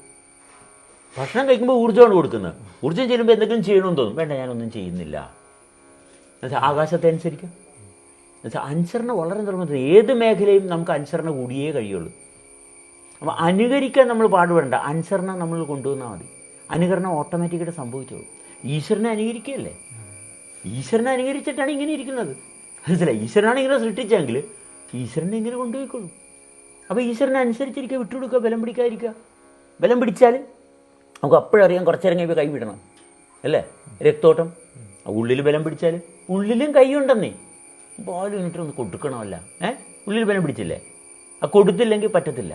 പക്ഷെ വിട്ടുകൊടുത്താൽ അവിടെ മാറി ഈശ്വരനനുസരിച്ച്. അനുസരണ ഭയങ്കര രസമുള്ളൊരു പരിപാടിയാണ്, ഭയങ്കര എൻ്റർടൈൻമെൻറ്റാണ് അനുസരണ എന്ന് പറയുന്നത്. മനസ്സിലായി? നമ്മൾ ചേരയെ തിന്നുന്ന നാട്ടിൽ ചെന്നാൽ ചേരയുടെ നടുക്കഷ്ണം തിന്നണമെന്ന് പറഞ്ഞ പോലെ ഇപ്പം നമ്മൾ അമേരിക്കയിൽ ചെന്നാൽ അമേരിക്കൻ നിയമങ്ങൾ അനുസരിക്കണം. ഇന്ത്യയിൽ ഇവിടുത്തെ വണ്ടി ഓടിക്കുന്ന പോലെ ഞാൻ അവിടെ ഓടിക്കുള്ളൂ എന്ന് പറഞ്ഞു കഴിഞ്ഞാൽ അവർ ചെവിയെ പിടിച്ച് പുറത്തോട്ട് എടുത്തുള്ളൂ. മനസ്സിലായി? ഓരോ പ്രദേശത്ത് ചെല്ലുമ്പോൾ ഇപ്പോൾ ബാലുവിൻ്റെ വീട്ടിൽ വന്നു കഴിഞ്ഞാൽ ബാലുവിൻ്റെ വീട്ടിൽ എങ്ങനെയാണ്, മനസ്സിലായി? ബാലുവിൻ്റെ വീട്ടിൽ ഇന്നത് ആഹാരം തരുവാണെങ്കിൽ ആ കഴിക്കണം. ബാലുവിൻ്റെ വീട്ടിൽ നിലത്തിരിക്കാനാണ് പറഞ്ഞെങ്കിൽ ഇരിക്കണം. അതിനെന്താ ബുദ്ധിമുട്ട്? ഒരു ബുദ്ധിമുട്ടുമില്ല. ബാലു പറയും ഞാൻ രാവിലെ 3 മണിക്ക് എഴുന്നേക്കും കേട്ടോ, 3 മണിക്ക് എഴുന്നേറ്റ് ഞാൻ മണിയടിക്കും, അപ്പോൾ ഉണെന്നുള്ള എഴുന്നേക്കണം ബാലുവിൻ്റെ വീട്ടിലാണെങ്കിൽ. മനസ്സിലായി? ഇല്ല എനിക്കതൊന്നും പറ്റത്തില്ല, എൻ്റെ വീട്ടിൽ ഞാൻ 10 മണി വരെ കിടന്നുറങ്ങും, അങ്ങനെ ബാലുവിൻ്റെ വീട്ടിൽ കയറ്റത്തില്ല. അത് കയറ്റത്തില്ല. അനുസരണ അനുസരിച്ചാണ് ഓരോരുത്തരും ഓരോ സ്ഥലത്ത് ഇരുന്നത്. ചിലവർ കൊള്ള സംഘത്തിൽ ചെന്ന് ചേരുന്നത് എന്തുകൊണ്ടാണ്? ഈ അനുസരണയെ മനസ്സിലാക്കുന്നില്ല, പക്ഷെ അവരനുസരിക്കും, അവരറിയുന്നില്ല. മനസ്സിലായ? ഇത് അനുസരണയിലൂടെയാണ് അവർ ഈ കൊള്ള സംഘത്തിലും ചില അക്രമാസക്തരായിട്ടുള്ള മനുഷ്യരുടെ ഇടയിലും ചെന്ന് പെട്ടെന്ന് ഇത് അനുസരണ അവരെ കൊണ്ടുപോവുകയാണ്. കാരണം ഇതവർക്ക് ഫോളോ ചെയ്യാൻ പറ്റും. അത് അവർ നാച്ചുറലി ചെന്ന് അതിൽ ചെന്ന് വീഴുകയാണ്. അത് ഇന്നിപ്പോൾ പുതിയ തലമുറ കുട്ടികൾ മനസ്സിലായി ഡ്രഗ്സ് എടുക്കുന്നത് മനസ്സിലായി, കാരണം അനുസരണ അവർക്ക് എന്താണെന്ന് അറിയത്തില്ല. പക്ഷെ ഇതവർ അതിൻ്റെ അറിയാണ്ട് അനുസരിക്കുന്നു. മനസ്സിലായി? താഴത്തോട്ട് വീഴാൻ എളുപ്പമാണ്. അപ്പോൾ അവർ വിട്ടുകൊടുക്കാൻ വീണോട്ടെ വീണോട്ടെ ആ ഭയങ്കര സുഖമാണെന്ന് അവരുടെ വിചാരം. പക്ഷെ മേലോട്ടൊരു പടി കയറണമെന്നുണ്ടെങ്കിൽ ഈ വീണ അത്രയും കയറണം. കയറിയാൽ മാത്രമേ അവനവൻ്റെ സ്ഥാനത്ത് ഇരിക്കാൻ പറ്റത്തുള്ളൂ. എന്തോരം താഴത്ത് വീണിട്ടുണ്ടോ, വീണിട്ടുണ്ടെങ്കിൽ പണിയെടുക്കണം. വീണിട്ടില്ലേ ഒരു പണിയെടുക്കണ്ട.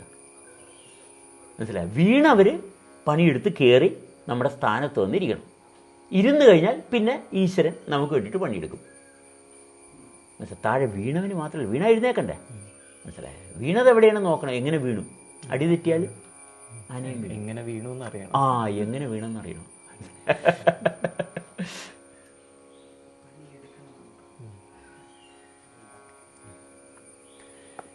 വീണവൻ പണിയെടുക്കണം എന്ന് പറഞ്ഞു.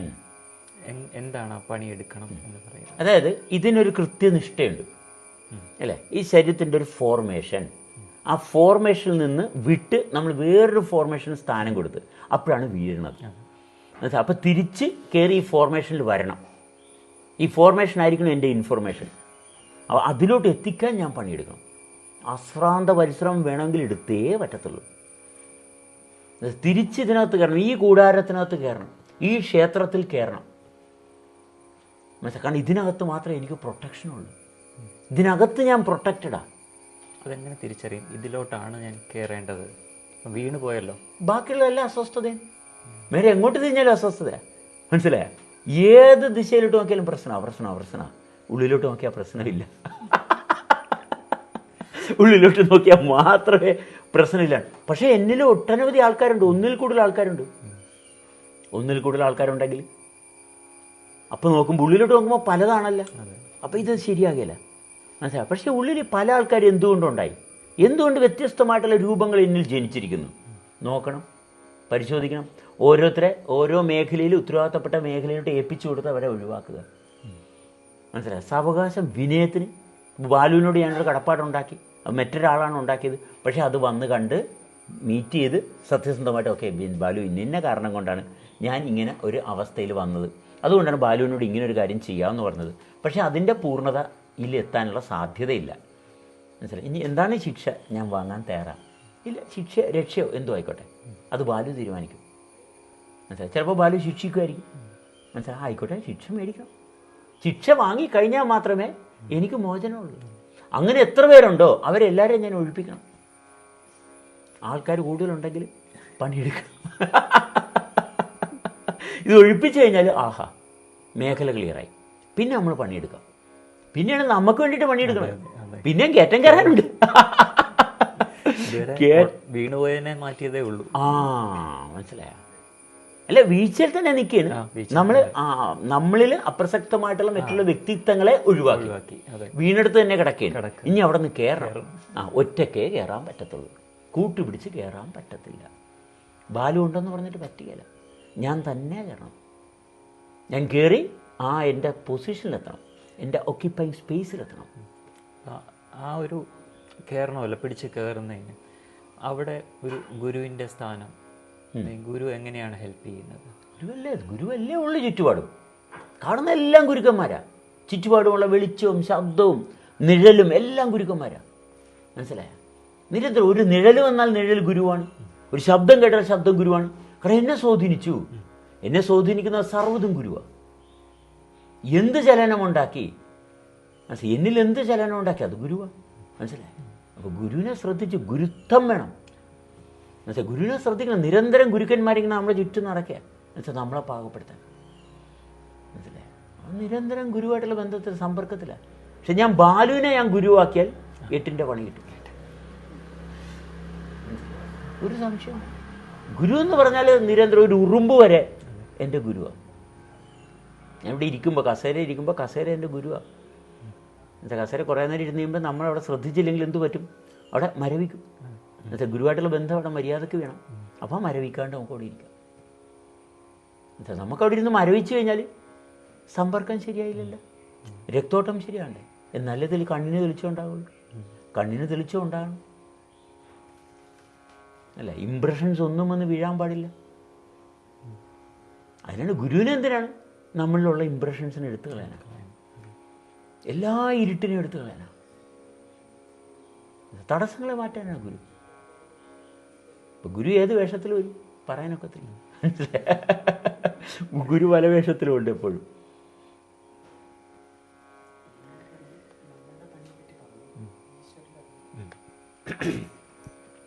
ഇപ്പം അങ്ങ് സൂചിപ്പിച്ചല്ലോ, നമ്മൾ ഉള്ളതിനെല്ലാം കളഞ്ഞിട്ട് നമ്മൾ പിന്നെ പണി ചെയ്യണ്ട. അപ്പം അവിടെ പിന്നീട് ഈശ്വരൻ പണി നോക്കിക്കോളൂ എന്ന് പറഞ്ഞു. ആ ഈശ്വരൻ്റെ പണി എന്താ? ഈശ്വരൻ്റെ പണിയാണ് ഈ രൂപം. ഞാൻ പണിതുണ്ടാക്കിയതല്ല. ഈ രൂപത്തിന് കാരണം ആരാണ്? അതാണ് ഈശ്വരൻ. ഇത് നിലനിൽക്കുന്നുണ്ടെങ്കിൽ എനിക്ക് വിശപ്പ് തരുന്ന ആരാണ്? ഈശ്വരനാണ്, അല്ലേ? ഈ ശബ്ദം തരുന്ന ആരാണ്? ഈശ്വരനാണ്. എനിക്ക് കണ്ടെത്താൻ പറ്റും ഈ ശബ്ദം എവിടെ നിന്നാണ്? ഇല്ല, ഒരിക്കലും പറ്റത്തില്ല. നമുക്ക് സങ്കല്പത്തിൽ പലതും പറയാം, പക്ഷേ ഈ ശബ്ദം അതിൻ്റെ ഉറവിടം, ഈ ചലിപ്പിക്കാനുള്ള ശേഷി, ചന്ദ്രൻ, ഭൂമി, സൗരയൂഥം, ഇതിനെ ചലിപ്പിക്കുന്നില്ലേ? ഇതിങ്ങനെ അണ്ടഘടാകത്തിൽ ഇങ്ങനെ നിൽക്കുന്നു. നമ്മളിതെല്ലാം നമ്മൾ ബുദ്ധിയിൽ പറയണതാണ്, പക്ഷേ അനുഭവത്തിൽ ഒന്ന് എടുത്ത് നോക്കിക്കേ. ഇതിൻ്റെ ആഴം നമുക്ക് അനുഭവത്തിൽ കാണാം, അനന്തമാണ്. അങ്ങോട്ട് എത്തത്തില്ല, അങ്ങോട്ട് നമ്മൾ എത്തത്തില്ല. നോക്കണ്ട, മനസ്സിലായി? നോക്കിയാൽ തലക്ക് ഭ്രാന്ത് പിടിക്കും. നമുക്ക് പറ്റുന്ന പണി ഈശ്വരൻ ചെയ്യാൻ പറഞ്ഞിട്ടുള്ള പണി ചെയ്യുക, ബാക്കി പരിപാടി ഈശ്വരൻ നോക്കിക്കോളും. ചെയ്യാൻ പറഞ്ഞിട്ടുള്ളത് അതിനപ്പുറത്തോട്ട് ഒരു കാര്യം പോലും ചോദിക്കുക പോലും ചെയ്തു അർഹതയില്ല. ഈശ്വരൻ്റെ കാര്യം നമ്മൾ തിരക്കണ്ട കേട്ടോ. നമ്മൾ ഈശ്വരനുള്ള സമ്പർക്കം മാത്രം നോക്കിയാൽ മതി. ഈശ്വരനല്ല ഇത് എങ്ങനെയാണ് ചെയ്യണമെന്ന് അറിഞ്ഞു കഴിഞ്ഞാൽ നമ്മുടെ അഹങ്കാരമാണ്. അറിഞ്ഞു കഴിഞ്ഞാൽ ബാക്കിയുള്ളവരെല്ലാവരും നമ്മുടെ കൈക്കുള്ളിലാക്കാം, മനസ്സിലായോ? നടക്കില്ല. ഒരു കണക്ഷൻ സ്ഥാപിക്കുക എന്നുള്ളതാണ് നമ്മളിപ്പോൾ നമ്മളെ സ്ഥാപിച്ചിരിക്കുന്ന കണക്ഷൻ അറിയാം. അതെ അതെ. അപ്പം ചിട്ട നാച്ചുറലി വന്നു, മനസ്സിലായോ? ചിട്ടയിൽ ഈ വ്യവസ്ഥകളെല്ലാം തെളിഞ്ഞു വരും. അതാണ് ശരിക്കും വിദ്യാഭ്യാസം. മനസ്സിലായി? വിദ്യ അഭ്യാസിക്കുകയാണ്, മനസ്സിലായ? അത് നിരന്തരമുണ്ട്.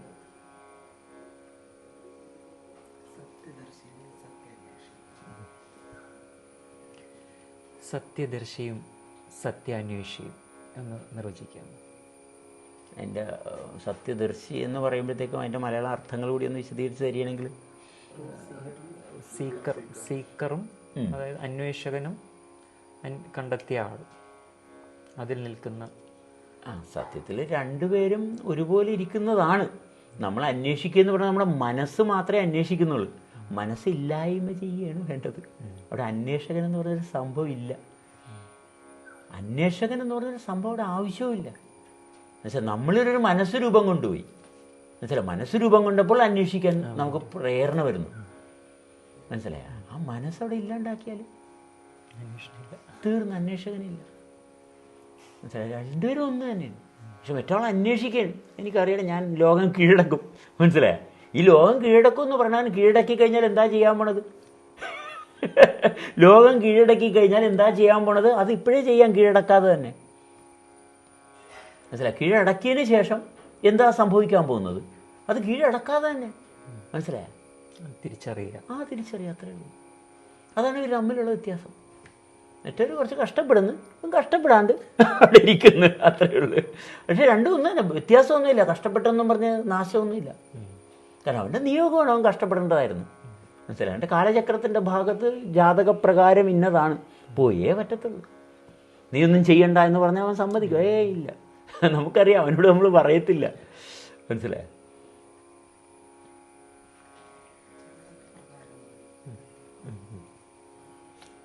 ജാതകപ്രകാരം എന്ന് പറഞ്ഞല്ലോ, എന്താണ് ആ ജാതകപ്രകാരം എന്ന് ഉദ്ദേശിച്ചത്? നമ്മളിപ്പോൾ ഒരു മൊബൈൽ ഫോൺ ഉണ്ടാക്കി ഒരു കമ്പനിയിൽ. ഓക്കെ, ആ കമ്പനിയുടെ കപ്പാസിറ്റി എന്താണ്? ഓക്കെ, ഇപ്പം നമ്മുടെ പണ്ടത്തെ നമ്മളൊരു നോക്കിയുടെ ഫോണൊക്കെ എടുത്താൽ ഇച്ചിരി വലിപ്പമൊക്കെ ഉണ്ട് അല്ലേ? അതിൻ്റെ ജാതകപ്രകാരം അത് നോക്കിയായിട്ട് ഇങ്ങനെ ഒരു ഫോണായിട്ടിരിക്കാനേ പറ്റത്തുള്ളൂ. ഇപ്പോഴത്തെ നമ്മൾ ആപ്പിള് ഹൈടെക് ഫോണൊക്കെ അതിൻ്റെ ജാതകം. കാരണം സാഹചര്യം മാറി, വ്യത്യസ്തമായിട്ടുള്ള ഒരു അന്തരീക്ഷത്തിൻ്റെ ഒരു സൃഷ്ടിയാണ് ഇപ്പോഴത്തെ പുതിയ ആപ്പിൾ ഫോൺ അല്ലെങ്കിൽ എന്ത് ഫോണോ ആയിക്കോട്ടെ. അതിൻ്റെ ജാതകം. പക്ഷേ അന്തരീക്ഷം മാറി, വ്യവസ്ഥകളെല്ലാം മാറി. ഒരു കുഞ്ഞ് സൃഷ്ടിക്കപ്പെടുന്നു അല്ലേ? ഒരു കുഞ്ഞ് ജനിക്കുന്നു. മാതാപിതാക്കൾ വളരെ ശ്രേഷ്ഠമായിട്ടുള്ളൊരു മാതാപിതാക്കൾ ഉണ്ടാകുന്ന ഒരു കുഞ്ഞ്, അവന് ശ്രേഷ്ഠമായിട്ടൊരു ജാതകം ഉണ്ടാകും. എല്ലാവർക്കും അങ്ങനെ വേണമെന്ന് നിർബന്ധമില്ല കേട്ടോ. ജന്മം കൊണ്ട് മനസ്സിലായി, ആ കുട്ടി മാതാപിതാക്കളുടെ യാതൊരു സ്വഭാവം എടുക്കാതെയും ജനിക്കാം. മനസ്സിലായ? വീണ്ടും നമ്മൾ ജാതകത്തെ പറയത്തുള്ളൂ പറയുമ്പോൾ. മനസ്സിലായ? മാതാപിതാക്കളുടെ ഒരു ബന്ധവുമില്ല. മനസ്സിലായി? ജനിച്ചു വീണ് 2-3 വയസ്സാകുമ്പോൾ തന്നെ നിങ്ങൾ ആരാണ് എന്ന് ചോദിക്കുന്ന കുഞ്ഞുങ്ങളുണ്ട്. നിങ്ങൾക്ക് ആർക്ക് എന്താ കാര്യം എന്നിൽ? അത് ചോദിച്ചാൽ കറക്റ്റല്ലേ? നിങ്ങൾക്ക് എന്താ കാര്യം? നീ ചോദിച്ചാൽ ചോദ്യം കറക്റ്റ്, പക്ഷേ മാതാപിതാക്കൾക്ക് ഉൾക്കൊള്ളാൻ പറ്റത്തില്ല. മനസ്സിലായി? അപ്പോൾ ജാതകത്തിൽ നമ്മൾ ഒരുപാട് വൈവിധ്യങ്ങൾ കാണാം. മനസ്സിലായി? അതെല്ലാം അങ്ങനെ തന്നെയാണ്.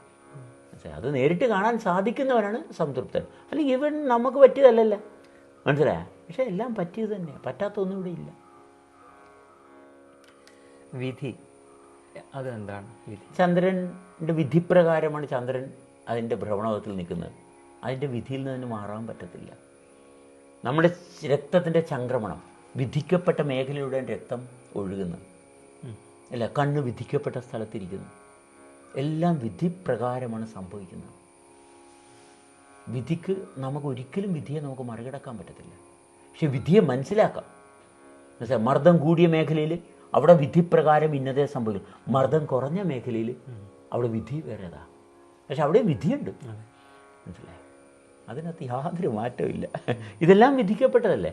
നിങ്ങളുടെ വരിക എന്നുള്ളതും ഇരിക്കുക എന്നുള്ളതും ഇങ്ങനെ ഈ പൊസിഷനിൽ ഇരിക്കുക എന്നുള്ളതും ഞാൻ അവിടെ ഇരിക്കാമെന്നും അപ്പുറത്ത് ഇരിക്കാമെന്നും ഇവിടെ ഇല്ല. ഇവിടെ ഇരിക്കേണ്ടത് എന്താ? ഇവിടെ ഇരുന്ന് റെക്കോർഡിങ് നടക്കത്തുള്ളൂ. അതിനകത്ത് വേറെ എവിടെ ഇരുന്നാലും ഇത് വിധിയാണ്. ഞാൻ പറയില്ല ബാലുവല്ല, അദ്ദേഹം വന്നിരുന്ന് ചോദ്യം ചെയ്യണമെന്ന് ഞങ്ങൾക്കോ ഇല്ല. മനസ്സിലായി? കാരണം ഇത് വിധിച്ചിട്ടുണ്ട് അവിടെ. ബാലു ഇന്ന ചോദ്യങ്ങൾ ചോദിക്കണമെന്ന് പറഞ്ഞാൽ ആകുക? ബാലു ചോദിക്കാനുള്ള ചോദ്യങ്ങൾ എവിടെ നിന്നാണ് വരേണ്ടത് വരും. അത് ഇതെല്ലാം വിധിപ്രകാരമാണ് സംഭവിക്കുന്നത്. ആ വിധിയെ മനസ്സിലാക്കണം. വിധി എന്ന് പറഞ്ഞൊരു പ്രോട്ടോക്കോളാണ്. മനസ്സിലായി? അതൊരു ക്രിയേറ്റഡ് പാറ്റേണാണ്. അതിനൊരു പാറ്റേൺ ഉണ്ട്. മനസ്സിലായി? ആ ഡയമെൻഷനിൽ ആ മേഖലയിൽ അതേ നടക്കത്തുള്ളൂ. മനസ്സിലായി? മർദ്ദം കുറഞ്ഞൊരു മേഖലയിൽ മനസ്സിലായി. ഇപ്പം മർദ്ദം കൂടിയൊരു മേഖലയിൽ നിൽക്കുന്ന അയാൾ പറയുന്നത് മൊത്തം പ്രശ്നമാണ്, ലോകം മുഴുവൻ നാശമാണ്, അങ്ങനെ പറയുന്ന ഒരു വലിയൊരു വിഭാഗം ആൾക്കാരുണ്ട്. അവരെ സംബന്ധിച്ചുള്ള അവർ പറയുന്ന കറക്റ്റാണ്. അവരുടെ വിധിപ്രകാരം ലോകം ഭയങ്കര നാശമാണ്, നമ്മൾ അധ്വാനിച്ചിറങ്ങിയാലേ നടക്കുള്ളൂ, നമ്മുടെ രാഷ്ട്രീയ നേതാക്കന്മാരൊക്കെ കള്ളന്മാരാണെന്നൊക്കെ ഇവർ കണ്ടെത്തും. അതെ, ഇവൻ കള്ളനാണെന്ന് ഇവൻ അറിയുന്നില്ല. മനസ്സിലായി? അപ്പം അവരുടെ വിധിപ്രകാരം മറ്റൊരാൾ ഒന്നിച്ചും പറയും, ഇല്ല ഇതൊന്നുമില്ല, ഇവിടുന്ന് ഒന്നും കഷ്ടപ്പാടൊന്നുമില്ല, നിങ്ങളൊന്ന് ധ്യാനിക്കുക എന്ന് പറഞ്ഞാൽ പോയി പണി നോക്കാൻ പറയല്ലേ. കാരണം അവൻ്റെ വിധിപ്രകാരം അവൻ അങ്ങനെ പ്രതികരിച്ചു. പക്ഷേ നമുക്ക് കർണത്തിട്ട് തല്ലും തരുമ്പോണെങ്കിൽ അല്ലെ തല്ലും. കാരണം അവരോട് പറഞ്ഞിട്ട് കാര്യമില്ല, കാരണം അത് വിധിയാണ്. അപ്പോൾ എൻ്റെ വിധി എന്താണെന്ന് എനിക്കറിയാൻ പാടില്ലെങ്കിൽ ഞാൻ ചെന്ന് തല്ലു പിടിക്കും. എൻ്റെ വിധിപ്രകാരമാണെങ്കിൽ ഇതൊക്കെ എനിക്ക് വരാനുള്ളതാണ്, ഇത് വന്നേ പറ്റത്തുള്ളൂ. അതറിയുന്നവനാണ് ശാന്തനാകുന്നത്. ആ ഒരു അക്സെപ്റ്റൻസ് വരുമ്പോൾ നമ്മളിൽ പരിവർത്തനം സംഭവിക്കുന്നു, അങ്ങനെയാണോ? തീർച്ചയായിട്ടും. ഇതാണ് എൻ്റെ ജോലി. ഇപ്പം ഞാൻ എന്നെ ഒരു കമ്പനിയുടെ മാനേജറാക്കി. മാനേജറിൻ്റെ തൊഴിലെന്താണെന്ന് അറിയാൻ പാടില്ലെങ്കിൽ ഞാൻ മാനേജറാണ്. എന്ത് ചെയ്യണമെന്ന് അറിയാൻ പാടില്ല. ഒരു കസേരയും തന്ന്, മനസ്സിലായി, ഒരു ഓഫീസും തന്ന്, കുറേ സ്റ്റാഫും ഉണ്ട്. എനിക്കറിയാൻ പാടില്ല മാനേജർ എന്താണെന്ന്. സെക്യൂരിറ്റി വന്ന് മാനേജറിൻ്റെ കസേര ഇരിക്കും അല്ലേ? അപ്പം നമ്മളെന്ത് മാനേജ് ചെയ്യണം? ഓരോ വ്യക്തിക്കും അവൻ്റേതായിട്ടുള്ള ഒരു ഉത്തരവാദിത്തമുണ്ട്. പക്ഷെ പലപ്പോഴും നമ്മളിത് അറിയാതെ പോകുന്നു. എന്തുകൊണ്ടാണ്? കാരണം നമ്മളെ വളർത്തിക്കൊണ്ടു നമ്മുടെ മാതാപിതാക്കൾ, വീട്ടുകാർ, നാട്ടുകാർ, പഞ്ചായത്ത്, കോർപ്പറേഷൻ, ഇങ്ങനെ പല ആൾക്കാർ, രാജ്യം, ഇങ്ങനെ കുറേ ആൾക്കാരെ വളർത്തിക്കൊണ്ടുവന്നു. പക്ഷേ ഇവർ വളർത്തിയതിന് ശേഷം ഞാൻ എന്നെ ഒന്ന് നോക്കാനുള്ളൊരു ഭാഗം വേണ്ടേ? ഞാൻ എന്നെ നോക്കട്ടെ ഒന്ന്. എന്നെ മാതാപിതാക്കൾ നോക്കി, നാട്ടുകാർ നോക്കി, വീട്ടുകാർ നോക്കി, ലോകം നോക്കി, ശാസ്ത്രമൊക്കെ നോക്കിക്കഴിഞ്ഞു. ഇനി ഞാൻ എന്നെ ഒന്ന് നോക്കാൻ ഒരു താല്പര്യം വരുമ്പോൾ നമുക്ക് കാണാൻ പറ്റും വിധി എന്താണെന്നും ഇതിൻ്റെ സർവ്വപൊരുളും അറിയും. ഞാൻ നോക്കിയാലേ കാണത്തുള്ളൂ. മറ്റുള്ളവരുടെ കണ്ണുകളിലൂടെ നോക്കിയാൽ ഒരിക്കലും നടക്കത്തില്ല. മനസ്സിലായി? അച്ഛൻ നോക്കിയാൽ അച്ഛൻ്റെ കാഴ്ച ഇതാണ്, അമ്മയുടെ കാഴ്ച ഇതാണ്, സഹോദരങ്ങളുടെ കാഴ്ച ഇതാണ്, എന്നുവെച്ചാൽ നാട്ടുകാരുടെ കാഴ്ച ഇതാണ്, എന്നുവെച്ചാൽ രാജ്യത്തിൻ്റെ കാഴ്ച ഇതാണ്, ശാസ്ത്രത്തിൻ്റെ കാഴ്ച ഇതാണ്. പക്ഷേ എൻ്റെ കാഴ്ച, എൻ്റെ കാഴ്ച, എന്നിൽ പലവരുണ്ട്, അവർ അല്ല, അവരെല്ലാം മാറ്റി ഞാൻ അവിടെ ഒരു കാഴ്ചയുണ്ട്. ആ കാഴ്ചയിലാണ് അപ്പോഴാണ് കാണുക ഇതൊക്കെയാണ് വിധി. മനസ്സിലായേ? അല്ലെങ്കിൽ ഇതിനെയൊക്കെ വെല്ലുവിളിക്കും. തെളിവുണ്ടോ? ഉടനെ ചോദിക്കുന്നത് ഇതാണ്, തെളിവുണ്ടോ, രേഖയുണ്ടോ? മനസ്സിലായോ? അതാണ് ഇപ്പോൾ കൂടുതൽ ആൾക്കാർക്കും തെളിവാണ് വേണ്ടത്. കാരണം അവരവിടെ ഉണ്ടെന്നുള്ള തെളിവ് അവർക്കില്ല. അതുകൊണ്ട് എല്ലാവരും തെളിവ് വയ്ക്കുന്നത്.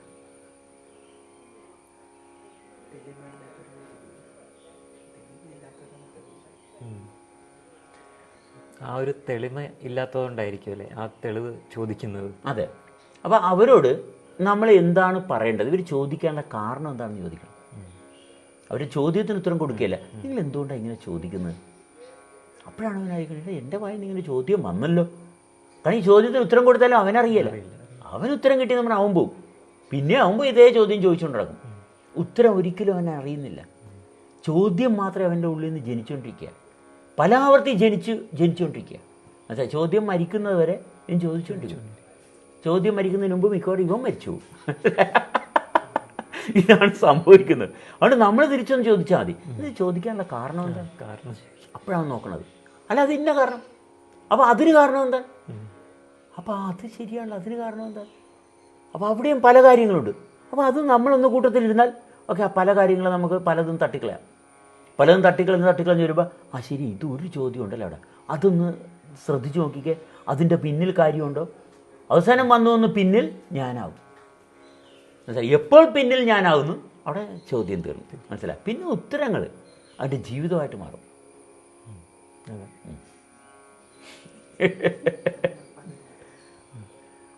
ഉത്തരങ്ങൾ പലതുണ്ടോ?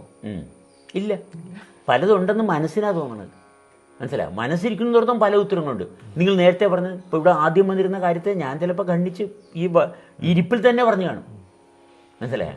ആദ്യം പറഞ്ഞതിന് ഘടകവിരുദ്ധമായിട്ട് പറഞ്ഞിട്ടുണ്ടാവും, 100 പ്രാവശ്യം പറയും. മനസ്സിലായി? അപ്പോൾ ഉത്തരവുണ്ടാ? ഉത്തരവില്ല. മനസ്സിലായോ? നമ്മളേ ഉള്ളു. ഉത്തരത്തിൽ യാതൊരു കാര്യമില്ല, ചോദ്യത്തിലും കാര്യമില്ല. മനസ്സിലായി? നമ്മളുണ്ട്, ഉണ്ടെങ്കിൽ എങ്ങനെയുണ്ട്, അതങ്ങനെയുണ്ട്. മനസ്സിലായ? ഈ ചോദ്യം ചെയ്താൽ ഉണ്ടാവുക? ചോദ്യം ചെയ്താൽ ആരും ഉണ്ടാകില്ല. ചോദ്യം ചെയ്ത് തെളിവെടുപ്പില്ല. കാരണം തെളിഞ്ഞ് കാണാൻ പറ്റാത്തവനാണ് ചോദിക്കുന്നത്. മനസ്സിലായി? തെളിഞ്ഞ് കാണാൻ പറ്റും, ഇതിങ്ങനെയാണ്, ഇങ്ങനെയേ സംഭവിക്കത്തുള്ളൂ. ബാലു വിചാരിച്ചാൽ ബാലുവിനെ രൂപത്തിലാക്കാൻ പറ്റത്തില്ല. ബാലു ആ രൂപത്തിൽ ഇരിക്കുന്നത് അനുഭവിക്കുന്നു, അവിടെയാണ് ബാലു. പിന്നെ അതിന് പൗഡറും പൊട്ടൊന്നും ഇടത്തില്ല. മനസ്സിലേ? അതിൻ്റെ ആവശ്യമില്ലല്ലോ. നമ്മൾ സോപ്പ് ഉപയോഗിക്കുന്നു അല്ലേ? സോപ്പ് എന്തിനാണ് ഉപയോഗിക്കുന്നത്? സോപ്പ് എത്ര ഉപയോഗിച്ചാലും നമുക്ക് സംതൃപ്തി കിട്ടത്തില്ല. സോപ്പ് ഉപയോഗിക്കാണ്ടിരുന്നേ, സോപ്പ് ഉപയോഗിക്കാണ്ടിരുന്നാൽ ശരീരം വൃത്തിയായി. സോപ്പ് ഉപയോഗിക്കാണ്ടിരുന്നാൽ ശരീരം വൃത്തിയായി. എപ്പോഴെല്ലാം സോപ്പ് ഉപയോഗിക്കുന്നുണ്ടോ അപ്പോഴെല്ലാം നമ്മൾ വൃത്തികേടുമായിട്ടുള്ള ബന്ധത്തിലിരിക്കുക. മനസ്സിലായി? കാരണം വൃത്തികേടാകും എന്നുള്ള ധാരണ ഇരിക്കുന്നതുകൊണ്ടാണ് സോപ്പിട്ട് കുളിക്കുന്നത്. ഇല്ലെങ്കിൽ സോപ്പ് ഉപയോഗിക്കില്ല, വെള്ളം ഒഴിച്ചാൽ പോകാമെന്നല്ലേ ഉള്ളൂ. എന്തെങ്കിലും പൊടിയൊക്കെ അല്ലേ പറ്റിപ്പിടിക്കാനുള്ളൂ, അതുകൊണ്ട് വേറെ എന്ത് പറ്റിപ്പിടിക്കാൻ? കാരണം ഇത് സോപ്പിട്ടാൽ സോപ്പിൽ എന്താ ഉള്ളത്? നമ്മുടെ ശരീരത്തിൽ നമുക്ക് ഭക്ഷിക്കാവുന്ന ഒന്നും സോപ്പിലില്ല. ഉണ്ടാ? ഇല്ല. അതിൽ ഇത് മുഴുവൻ സുഷിരങ്ങളല്ലേ. ഈ സോപ്പെന്ന് പറയുന്ന ലായനി മേത്ത് കേൾക്കുമ്പോൾ ഇതെല്ലാം അകത്തു പോകുകയും കണ്ണി വീണ് കഴിഞ്ഞാൽ അറിയാമല്ല, വിവരം അറിയാം അല്ലേ? അപ്പോൾ ശരീരത്തിന് ഇത് കൊള്ളാമെന്ന് ആര് പറഞ്ഞു? ശരീരത്തിനും കൊള്ളത്തില്ല. എന്തിനാണ് ഇത് മേത്തിട്ട് തേക്കണത്? വൃത്തിയാക്കാനാണ്. എന്നിട്ട് വൃത്തിയാകുന്നുണ്ടോ? പുറത്തോട്ട് ഇറങ്ങിയാൽ പൊടിപറ്റിയേ. മനസ്സിലായി? എപ്പോഴും വൃത്തികെട്ട രീതിയിലാണ് നടക്കണത്. സോപ്പ് ഉപയോഗിക്കാണ്ടിരുന്നേ നമ്മളെപ്പോഴും വൃത്തിയുള്ളവരാണ്. കാരണം നമ്മുടെ വൃത്തി നമ്മളെ അനുഭവത്തിലാണ്. വൃത്തിയായിട്ട് അനുഭവിക്കുകയാണ് ഞാൻ എന്നെ. അതിനകത്ത് വൃത്തികേട് വരത്തില്ല. അത്രയേ ഉള്ളൂ. മടി എന്താണ്? അവനാണ് തിരിച്ചറിയാത്തതുകൊണ്ട്. തിരിച്ചറിഞ്ഞാൽ തീർന്നില്ല. ഇത് അവനാണ് തിരിച്ചറിയത്തില്ല. അപ്പോൾ അവന് ഒരുപാട് ജോലികൾ കൊടുത്തു. നാട്ടുകാർ കൊടുക്കുന്നു, വീട്ടുകാർ കൊടുക്കുന്നു. നീ അത് ഇത് ഞാനെന്തിനാ ഇത് ചെയ്യണത്? എന്താ കാര്യം? എന്താ? ഒരു കുട്ടിയുടെ അടുത്ത് എന്ന് വെച്ചാൽ നീ കണക്ക് പഠിക്കും. ഞാനെന്തിനാ ഇത് പഠിക്കണത്? സ്വാഭാവികമായിട്ടുള്ള ചോദ്യമാണ്. പക്ഷേ കുട്ടിയെ അടിച്ച് പ്രേരിപ്പിക്കും. ഇനി മടി ഉണ്ടാകാതിരിക്കാൻ ഒരു സാധ്യതയില്ല. ചെയ്യുന്ന പ്രവൃത്തിക്ക് കൃത്യമായിട്ടുള്ള ഒരു അനുഭവം ജ്ഞാനം ഉണ്ടാകണം. ഒരു കുട്ടിയെ നമ്മൾ പഠിപ്പിച്ചിട്ട് ഒരു കാര്യമില്ല. അവൻ ജീവിക്കട്ടെ, അവൻ പഠിച്ചോളൂ. പക്ഷേ ജീവിക്കുന്ന തീർച്ചയായിട്ടും പഠിക്കും. അതിന് എന്തൊക്കെ വേണം അവൻ പഠിച്ചോളൂ. അത് മനസ്സിൻ്റെ ഒരു ഭാഗമാണ്. നമ്മൾ മനസ്സുണ്ട്, മനസ്സിലായി? മനസ്സല്ല നമ്മളെ നിയന്ത്രിക്കുന്നത്. ചുറ്റുവട്ടങ്ങളിൽ ഇപ്പോൾ ബാലുവിനെ കണ്ട് ഈ ഒരു ഇമ്പ്രഷൻ എൻ്റെ ഉള്ളിൽ വന്ന് ഞാൻ എവിടെയെങ്കിലും കൂടി പോകുമ്പോൾ തിരുവനന്തപുരത്ത് ഹൈ ബാലു എന്ന് കൈ കാണിക്കാൻ സാധ്യതയുണ്ട്. ചിലപ്പോൾ സാധിച്ചില്ലെന്നും വരും.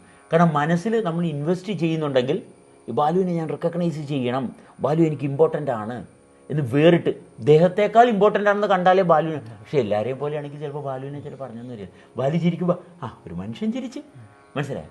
അതിന് അന്ന് വന്ന ബാലുവായിട്ട് കാണേണ്ട കാര്യമില്ല. അപ്പം നമ്മളിൽ തിക്കുമുട്ടലുണ്ടായാൽ നമുക്ക് മടിയുണ്ടാവും. നമുക്ക് തിക്കുമുട്ടലുണ്ടാക്കുന്നു, മടി ഉണ്ടായേ പറ്റത്തുള്ളൂ. തിക്കുമുട്ടലില്ലെങ്കിൽ റിലാക്സ്, മറവിയില്ല, മനസ്സിലായ? മടിയില്ല. എപ്പോഴും നമ്മൾ ചെയ്യേണ്ട കാര്യങ്ങൾ ചെയ്തുകൊണ്ടിരിക്കുന്നു. അവിടെ എന്തു മടി? 24 മണിക്കൂറും സജീവമല്ലേ. എന്തിനാ റെസ്റ്റ്? എന്തിനാ ഇത് നിർത്താവോ? കുറേ ആയില്ലേ? എന്ത് കാര്യത്തിൽ എന്താ നിർത്താൻ പോണത്? എന്തെങ്കിലും ആരംഭിച്ചാൽ? അല്ല, ഒന്നും ആരംഭിച്ചിട്ടില്ല. നിങ്ങൾ വന്നതിന് മുമ്പ് ഇങ്ങനെ തന്നെയാണ്, നിങ്ങൾ പോയാലും ഇങ്ങനെ തന്നെയാണ് അല്ലേ? നമ്മളെന്തെങ്കിലും ആരംഭിക്കുമ്പോഴാണ് അത് അവിഹിതമാണ്. അവിഹിതമായിട്ടുള്ള നമുക്ക് ക്ഷീണം തരും. നമുക്ക് ഹിതമല്ലാത്തത് അത് ചെയ്യുമ്പോൾ മടിയുണ്ടാവും. ഹിതമല്ലാത്ത കൈകാര്യം ചെയ്താൽ മടിയുണ്ടാവും. ഹിതമായിട്ടുള്ളതാണെങ്കിൽ എപ്പോഴും താളത്തിൽ ഇങ്ങനെ പോയിക്കൊണ്ടിരിക്കും. ലക്ഷ്യബോധം എന്ന് പറയുന്നത് ഇല്ലാത്തത് കൊണ്ടാണോ മടി എന്ന് പറയുന്നത്? അത് ലക്ഷണത്തിലല്ലേ? ഇതാണ് എൻ്റെ ലക്ഷണം. കാക്കയ്ക്ക് എപ്പോഴെങ്കിലും മടിയുള്ളതായിട്ട് കണ്ടിട്ടുണ്ടോ? കാക്ക ഇങ്ങനെ പറക്കുന്നതിനിടയിൽ റെസ്റ്റ് എടുക്കട്ടെ 1 മിനിറ്റ് ഇല്ല. ഒരു പക്ഷി, ഒരു മൃഗവും അത് വളരെ ശാന്തമായിട്ട് അതിൻ്റേതായിട്ടുള്ള ആ ഒരു ഭാഗത്ത് ഭക്ഷണമൊക്കെ കഴിക്കുന്നു, ചെയ്യുന്നു, മനസ്സിലായി? അതിന് പ്രായം കഴിയുമ്പോൾ അത് മടിയല്ല, അതിൻ്റെ പ്രായം കഴിഞ്ഞു, എൻ്റെ കാലം കഴിഞ്ഞു. കാലത്തെ മാത്രം ആശ്രയിച്ച് നിൽക്കുന്ന ജീവിയാണ്, മനസ്സിലായി? അതിന് ബോധം എന്ന് പറഞ്ഞ ഭാഗമില്ല, മനസ്സിലായി? ആകാശം ഈശ്വരനായിട്ട് ബന്ധം അനുഭവത്തിലില്ല. ഉണ്ടാന്ന് ചോദിച്ചുകൊണ്ട്, പക്ഷെ അനുഭവത്തിലില്ല. നമ്മളാണ് പറഞ്ഞത് കേട്ടാ ഇത്, മനസ്സിലായി? പക്ഷെ നമ്മൾ അങ്ങോട്ട് ചെല്ലുമ്പോൾ നമുക്ക് ഇതൊക്കെ മാറ്റും. നമ്മൾ മൗനത്തിൽ ഒരു ഭാഷയുണ്ട്, ആ ഭാഷയിൽ ഇതൊന്നുമല്ല, മനസ്സിലായി? അതിന് നിങ്ങൾ ഇങ്ങനെ ക്യാമറയായിട്ട് വരത്തില്ലല്ലോ. ആ ഭാഷയ്ക്ക് ഈ ക്യാമറയെ ഒപ്പിയെടുക്കാൻ പറ്റത്തില്ല, മനസ്സിലായി? അവിടെയാണ് ശരിക്കും മനുഷ്യൻ. ശരിക്കുള്ള മനുഷ്യനെ നമ്മൾ ഉള്ളിൽ നോക്കിയാലേ കാണത്തുള്ളൂ. പുറമേ കണ്ട് മനുഷ്യനായിട്ട് എനിക്ക് ബന്ധമുണ്ടെന്ന് പറഞ്ഞാൽ ബന്ധം ഉണ്ടാകത്തില്ല. നമ്മൾ ഉണ്ടാക്കാൻ നോക്കുകയാണ്, മനസ്സിലായി? ഇപ്പോൾ പീസ് ടോക്കിന് നടക്കുന്ന ആൾക്കാരെല്ലാം നോക്കിയാൽ ഒരു ഭയങ്കര അസ്വസ്ഥരാണ്, മനസ്സിലായി? അവരുടെ സമാധാനപ്രിയരായിട്ട് നടക്കുന്ന ആൾക്കാർ വലിയ പ്രശ്നങ്ങളുള്ള ആൾക്കാരാണ്, മനസ്സിലായി? നാട് നന്നാക്കാൻ നടക്കുന്നവർ പ്രശ്നങ്ങളുള്ള, നാട് നന്നാക്കണ്ട, മനസ്സിലായി? നാട് നന്നായിട്ടായിരിക്കുന്നത്, മനസ്സിലായി? എല്ലാം നന്നായിട്ടാണ് സംഭവിക്കുന്നത്. നന്നാക്കാൻ നോക്കുന്ന ഒരു കഷ്ടപ്പാട് ഉള്ളതുകൊണ്ടാണ്. നമ്മൾ ഇറങ്ങുക, മനസ്സിലായി, നടക്കുക, മനസ്സിലായി, ശ്വസിക്കുക, ജീവിക്കുക, ഇത്രയേ ഉള്ളൂ. ഒന്നും നന്നാക്കണ്ട. കാരണം ഇവിടെ എങ്ങനെ ഇരിക്കണമെന്ന് നിശ്ചയിക്കുന്നത് നമ്മളല്ല. നമ്മൾ ഇന്നതുപോലെ ഇരിക്കണമെന്ന് പറയുമ്പോഴാണ് നമുക്ക് കഷ്ടപ്പാടാണ്. അപ്പോൾ മടി വരും. മടി വന്നേ പറ്റത്തുള്ളൂ. കാരണം എനിക്ക് പറ്റുന്നില്ലല്ല. പറ്റുമോ? ഒരിക്കലും പറ്റത്തില്ല. സ്വാഭാവികത നമ്മൾ കളയുകയാണ്. അതെ അതെ. നമ്മളെപ്പോഴും പ്രായം ചോദിക്കുമ്പോൾ പറയും 60 വയസ്സ്, അല്ല 50 വയസ്സ്, 40 വയസ്സ്. പക്ഷേ പുരുഷൻ്റെ ബീജത്തിലും അമ്മയുടെ അണ്ഡത്തിലും ഉണ്ടായിരുന്നു അല്ലേ? വീണ്ടും അതങ്ങനെ നോക്കുമ്പോൾ അനന്തമായിട്ടുണ്ടായിരുന്നു അല്ല. അപ്പോൾ പ്രായത്തിൽ പ്രസക്തിയില്ല. ഇപ്പം നമ്മൾ പ്രായം കാലത്തിൻ്റെ ഭാഗത്തുള്ള ശീലത്തെ മാത്രം ആശ്രയിക്കുന്നുണ്ട്. നമ്മുടെ സവിശേഷത അനുഭവത്തിൽ തെളിയുന്നില്ല. പക്ഷെ പ്രായത്തെ ഒന്ന് വിട്ടിട്ട് നോക്കിക്കേ, ആഹാ, സത്യം അനുഭവത്തിൽ തുറന്നു വരും. എന്താണ് സത്യം? ഞാനാണ് സത്യം. ഞാൻ എവിടെയാണ് ഉള്ളത്? കാരണം ഇതൊന്നല്ലേ ഉള്ളൂ. അവിടെ എവിടെയാണെന്നുള്ളൊരു ചോദ്യമില്ല. എന്തിനാണ്? അതുമില്ല. കാരണം മറ്റൊന്നും ഉണ്ടാക്കേണ്ട ഭാഗമില്ല. ഇതാണ് ഉണ്ടായിക്കൊണ്ടിരിക്കുന്നത്. അതാരാ തീരുമാനിച്ചത്? ഈശ്വരനാണ്. ഞാൻ ഉണ്ടാകണമെന്നുള്ള നിശ്ചയം ഈശ്വരൻ്റെതാണ്. ഉണ്ടാകണമെന്നുള്ള നിശ്ചയം ഈശ്വരൻ്റെ ആണെങ്കിൽ നിലനിർത്തുന്നത് ഈശ്വരനാണ്. മനസ്സിലായി? നിലനിർത്തുന്നിടത്ത് ആനന്ദം. നമ്മൾ നിന്ന് കൊടുക്കുക. നമ്മൾ നിന്ന് കൊടുക്കുക എന്ന് പറഞ്ഞാൽ നടക്കലല്ലാണ്ട് വാശിയൊക്കെ പിടിച്ചിട്ട് വലിയ കാര്യമൊന്നുമില്ല. മനസ്സിലായി? ഇതിങ്ങനെ പോയിക്കൊണ്ടിരിക്കും. നമ്മൾ നിന്നാലും നിന്നില്ലേലും. മനസ്സിലായ? പ്രപഞ്ചം ഇതിങ്ങനെ തന്നെ ആയിരിക്കും അല്ലേ? 10,000 വർഷം മുമ്പ് എന്തായിരുന്നു? അത് ഇങ്ങനെ തന്നെയായിരുന്നു. മനസ്സിലായോ? 10 കോടി വർഷം മുമ്പ് അതും ഇങ്ങനെ തന്നെയായിരുന്നു. നമ്മളെ നമ്മളതിനേക്കാൾ ഭയങ്കര വലിയ ഒന്നുമല്ല. നമുക്ക് തോന്നല, വെറുതെ കമ്പാരിസണാണ്. മനസ്സിലായോ? നമ്മൾ മനസ്സിൻ്റെ കമ്പാരിസൺ, ബോധത്തിന് കമ്പാരിസൺ ഇല്ല. അതന്നും ഇന്നും എന്നും. ജി, അത്ഭുതവും യാഥാർത്ഥ്യവും തമ്മിലുള്ള ബന്ധം. അത്ഭുതം യാഥാർത്ഥ്യം ഒരു മനസ്സിൻ്റെ സങ്കീർണമായിട്ടുള്ള അവസ്ഥയിലുണ്ടാകുന്ന ഒരു വെറും തോന്നല അത്ഭുതം. ഒരു മനസ്സിൻ്റെ സങ്കീർണമായിട്ടുള്ള അവസ്ഥയിൽ മാത്രം തോന്നുന്നതാണ് അത്ഭുതം. അല്ലെങ്കിൽ ഒരു അത്ഭുതവും ഇല്ല. യാഥാർത്ഥ്യത്തിൽ നിൽക്കാത്തതുകൊണ്ടാണ് അത്ഭുതമുള്ളത്.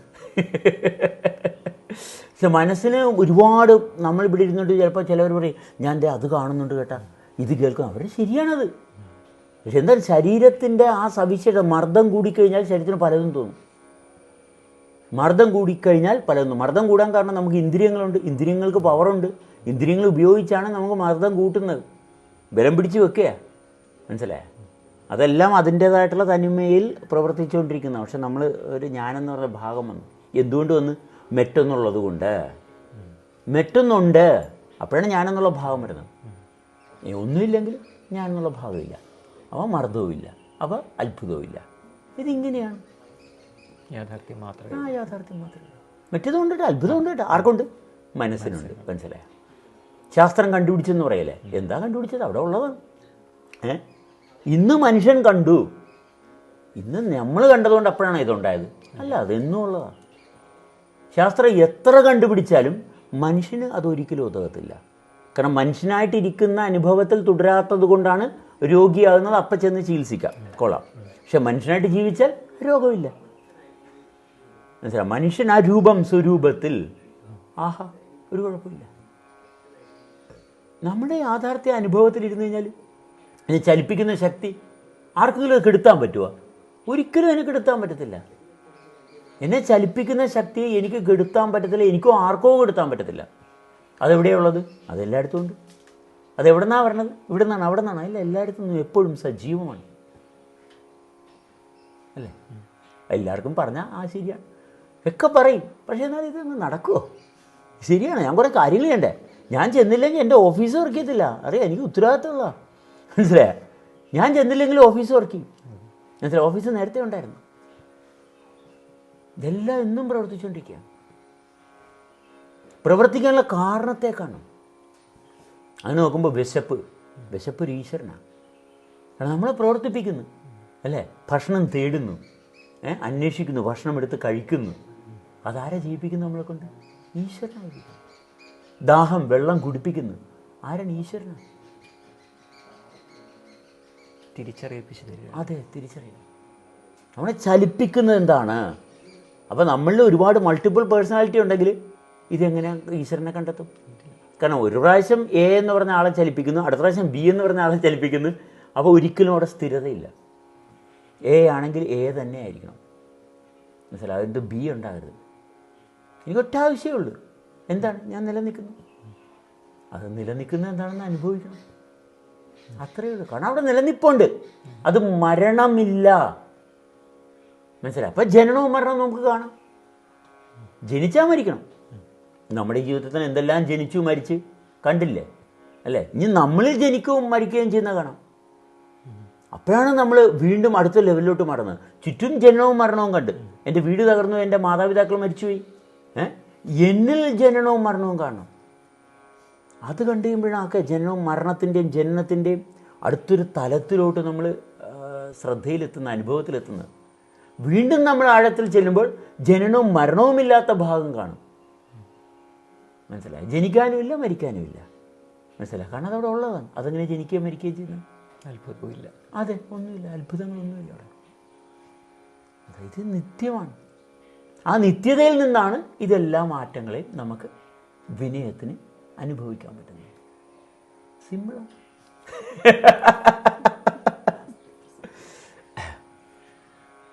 ഈ പാസ്റ്റ്, പ്രസന്റ്, ഫ്യൂച്ചർ ഇതിനെ എങ്ങനെയാണ് കാണുന്നത്? നമുക്ക് പ്രസന്റ് എന്ന് പറയുന്നത് ഈ പ്രവർത്തനങ്ങളെ എല്ലാത്തിനെയും കടന്ന് എവിടെയാണ് നിശ്ചലാവസ്ഥ, അതാണ് റിയൽ പ്രസന്റ്.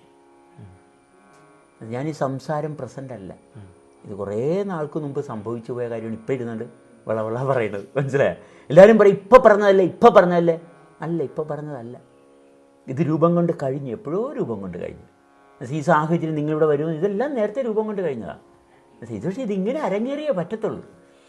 മനസ്സിലായി? പക്ഷേ ഇതിൻ്റെ ആരംഭം എവിടെയാണ്? അത് നമ്മൾ സൂക്ഷ്മത്തിലൂടെ അനുഭവത്തിലൂടെ കടന്നു ചെല്ലുമ്പോൾ എവിടെയാണ് നിശ്ചലാവസ്ഥ, അവിടെയാണ് നമുക്ക് പ്രസൻറ്റ്. അപ്പോഴാണ് നമ്മൾ ഈ പറയുന്ന ബ്രഹ്മാണ്ടം മുഴുവനും അണ്ടകടാകം മുഴുവനും നമ്മൾ തെളിമില്ല. പ്രസൻറ്റിൽ സർവ്വതും തെളിഞ്ഞു ഒറ്റടിയാണ്. പിന്നെ അവിടെ കാലമില്ല, പ്രസൻറ്റിൽ കാലമില്ല. മനസ്സിലായി? അവിടെ സർവ്വതും ആഹാ. നമ്മൾ പ്രസൻറ്റിൽ നിന്ന് മാറുമ്പോഴാണ് നമ്മൾ പ്രസൻ്റ് എന്നും പാസ്റ്റ് എന്നും ഫ്യൂച്ചർ എന്നും പറയണം. പ്രസൻ്റ് എന്ന് നമ്മൾ പറയണ പ്രസൻറ്റേ അല്ല. മനസ്സിലായി? എന്നിട്ട് പ്രസൻറ്റിന് വേണ്ടിയിട്ട് മനസ്സിലായി, ഞാൻ കണ്ടതാണ്, ഞാൻ ദൃസാക്ഷിയാണ്, ഞാൻ കണ്ടത് ഇങ്ങനെയാണ്. പക്ഷേ അവിടെ സംഭവിച്ചതൊന്നുമല്ല. മനസ്സിലായി? തെളിവെടുക്കും, ക്യാമറ കൊണ്ടുവന്ന് വെച്ചവരെ നോക്കും, തെളിവെടുക്കും. പക്ഷേ ഈ ക്യാമറയിൽ പറയുന്നതും പ്രസൻ്റ് അല്ല. മനസ്സിലായി? എത്ര തെളിവെടുത്താലും പ്രസൻറ്റ് കിട്ടത്തില്ല. അതനുഭവത്തിൽ മാത്രമുള്ളതാണ് പ്രസൻറ്റ്. അങ്ങനെ മാത്രമേ പ്രസൻറ്റ് എന്ന് പറഞ്ഞ ഭാഗത്തോട്ട് എത്താൻ പറ്റത്തുള്ളൂ. എല്ലാവരും തെളിവെടുപ്പ് ക്യാമറ വെക്കുന്നു. ഞങ്ങൾ അവിടെ രഹസ്യ ക്യാമറ വെച്ചിട്ടുണ്ടായിരുന്നു, റെക്കോർഡ് ചെയ്തിട്ടുണ്ട്, എല്ലാം പാസ്റ്റാണ്. ഇനി ഇത് കണ്ടവൻ ആരാണ്? കണ്ടവൻ്റെ അവസ്ഥ എന്താണ്? അവൻ പറയും അത് പച്ചയാണെന്ന് പറയും. അടുത്ത കണ്ടാൽ പറയേ അത് നീലയാണെന്ന് പറയും. മനസ്സിലായ? ഇനി നിറം എന്താണ്? ആർക്കും ഒരു പിടുത്തവുമില്ല. നമ്മളാണ് പറയുന്നത് ഇത് പച്ച നിറമാണ്, നീല നിറമാണ്, ചുവപ്പ് നിറമാണ്. മനസ്സിലായി? നിറത്തിൽ എന്ത് കാര്യമിരിക്കുന്നു? അപ്പം നമ്മൾ പെട്ടത് കൊണ്ടാണ് ഇങ്ങനെയുള്ള കാര്യത്തിൽ തലയിടുന്നത്. മനസ്സിലായി? നിറത്തിലൊന്നും നമ്മുടെ ജീവിതത്തിൽ ഒരു കാര്യമില്ല.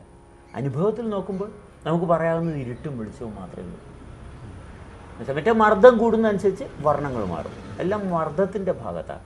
മർദ്ദം കുറഞ്ഞു വരുമ്പോൾ ഈ നിറം നമ്മളെ സ്വാധീനിക്കുന്ന ഭാഗം ഇല്ലാണ്ടാവും. മനസ്സിലായി? മർദ്ദം കുറഞ്ഞ സൂക്ഷ്മതലത്തിൽ എത്തുമ്പോൾ നിറത്തിന് പ്രസക്തിയില്ല. മർദ്ദം കൂടുമ്പോൾ വന്ന് മർദ്ദത്തിൻ്റെ ഏറ്റവും ആഴത്തിൽ വരുമ്പോൾ ഇരുട്ട്, കറുപ്പ്. അതാണോ മായ എന്നത്? എല്ലാം മായ. മനസ്സിലായി? അതാണോ ഇതാണോ ഇല്ല, എല്ലാം മായ. മനസ്സിലായി? എന്തെല്ലാം ഉണ്ടെന്ന് തോന്നുന്നുണ്ട്, എല്ലാം മായ. മനസ്സിലാക്കണേ? ഉണ്ടെന്ന് തോന്നുന്നു, എല്ലാം ഉള്ളതാണ്. മനസ്സിലായി? ഉണ്ടെന്ന് തോന്നുന്നു, എല്ലാം മായ. ഇതെല്ലാം ഉള്ളതല്ലേ? മനസ്സിലായി? ഏതെല്ലാം രൂപത്തിൽ, ഇത് പല രൂപത്തിൽ വേഷത്തിൽ ഇങ്ങനെ വരും. നമ്മൾ ഓറയെന്ന് വിളിക്കും. മനസ്സിലായി? ഒരു ആത്മരൂപം പോണതുപോലെ കണ്ടെന്ന് പറയും. മനസ്സിലായി? ഇതൊക്കെ മനസ്സിൻ്റെതാണ്. എന്തൊക്കെ കണ്ടോ ഇതെല്ലാം മനസ്സിൻ്റെതാണ്. എന്താണ് കാണാത്തത്? അതാണുള്ളത്. എന്താണ് കാണാത്തത്? അതാണുള്ളത്. കാണാൻ പറ്റത്തില്ല. കാരണം അത് വേറെ മാറി നോക്കണ്ടേ.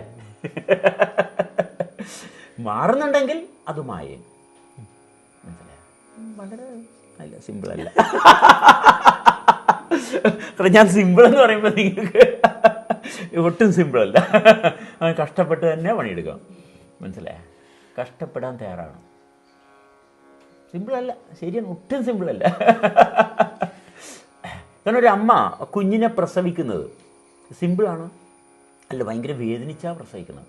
പക്ഷെ അമ്മയാണ് ആ പ്രസവിക്കുന്നത്. അതോ കുഞ്ഞാണോ പ്രസവിച്ചു വരുന്നത്? കുഞ്ഞ് വളർന്നാൽ മാത്രമേ ഈ പ്രസവം നടക്കത്തുള്ളൂ. മനസ്സിലായ? ആ കുഞ്ഞിൻ്റെ വളർച്ചയാണ് പ്രസവത്തിന് കാരണം. മനസ്സിലായ? ഇപ്പോൾ അമ്മയുടെ ഗർഭപാത്രത്തിൽ വെച്ച് കുട്ടി മരിച്ചു പോയിട്ടുണ്ടെങ്കിൽ അതവിടെ ഇരിക്കത്തില്ല. മനസ്സിലായി? അവിടെ ഇരിക്കാൻ പറ്റത്തില്ല. അപ്പോൾ അമ്മയ്ക്ക് ആരോഗ്യമില്ലെങ്കിൽ ഈ പ്രസവം അമ്മയ്ക്ക് ഭയങ്കര വേദനയാണ്. മനസ്സിലായി? പ്രസവത്തിന് വേദന വരാനുള്ള കാരണം അതാണ്. മനസ്സിലായി? പ്രസവ വേദന എടുക്കണമെന്ന് പറയും. കാരണം അമ്മയ്ക്ക് ഇതിനുള്ള അർഹതയില്ല, ഗർഭം ധരിക്കാനുള്ള അർഹതയില്ല. ഗർഭം ധരിക്കാനുള്ള അർഹത ഉണ്ടെങ്കിൽ വേദനിക്കണം എന്തിനാണ്?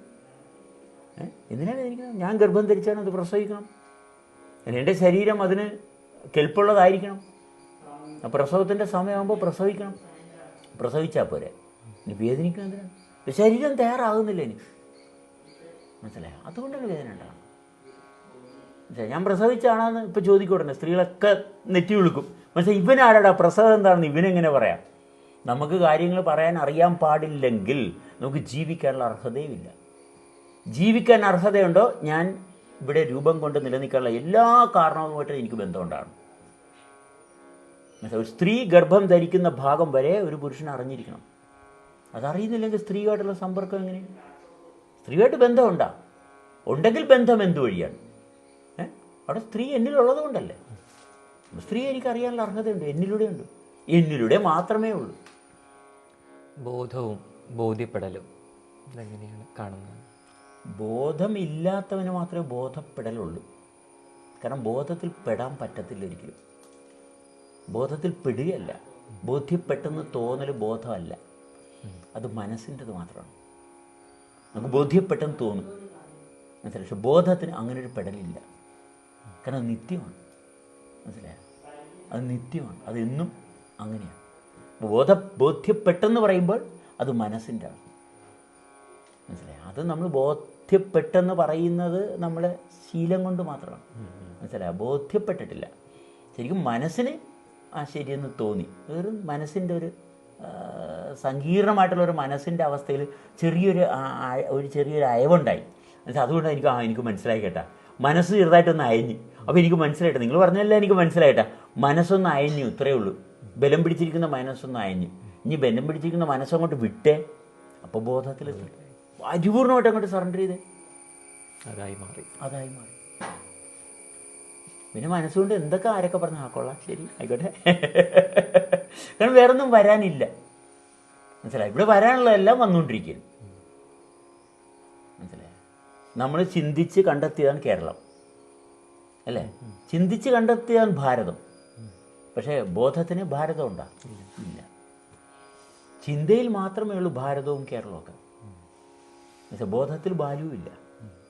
എന്നാൽ ബാലുണ്ട് കേട്ടാ. പക്ഷെ അത് അങ്ങനെ വേണം. അത് യാഥാർത്ഥ്യമാണ് ഇവിടെ. കാരണം ഇപ്പം മായ നമുക്ക് യാഥാർത്ഥ്യമാണ്. അതങ്ങനെ തന്നെയാണ്. അതിനെ അംഗീകരിക്കണം, ഉൾക്കൊള്ളണം. മറ്റൊന്നുണ്ടെന്ന് ഞാൻ അറിഞ്ഞതുകൊണ്ട് ഇത് ഇല്ലാതെ ആകുന്നില്ല. അപ്പോൾ അന്നല്ലേ നിലനിൽക്കത്തുള്ളൂ. മനസ്സിലായ?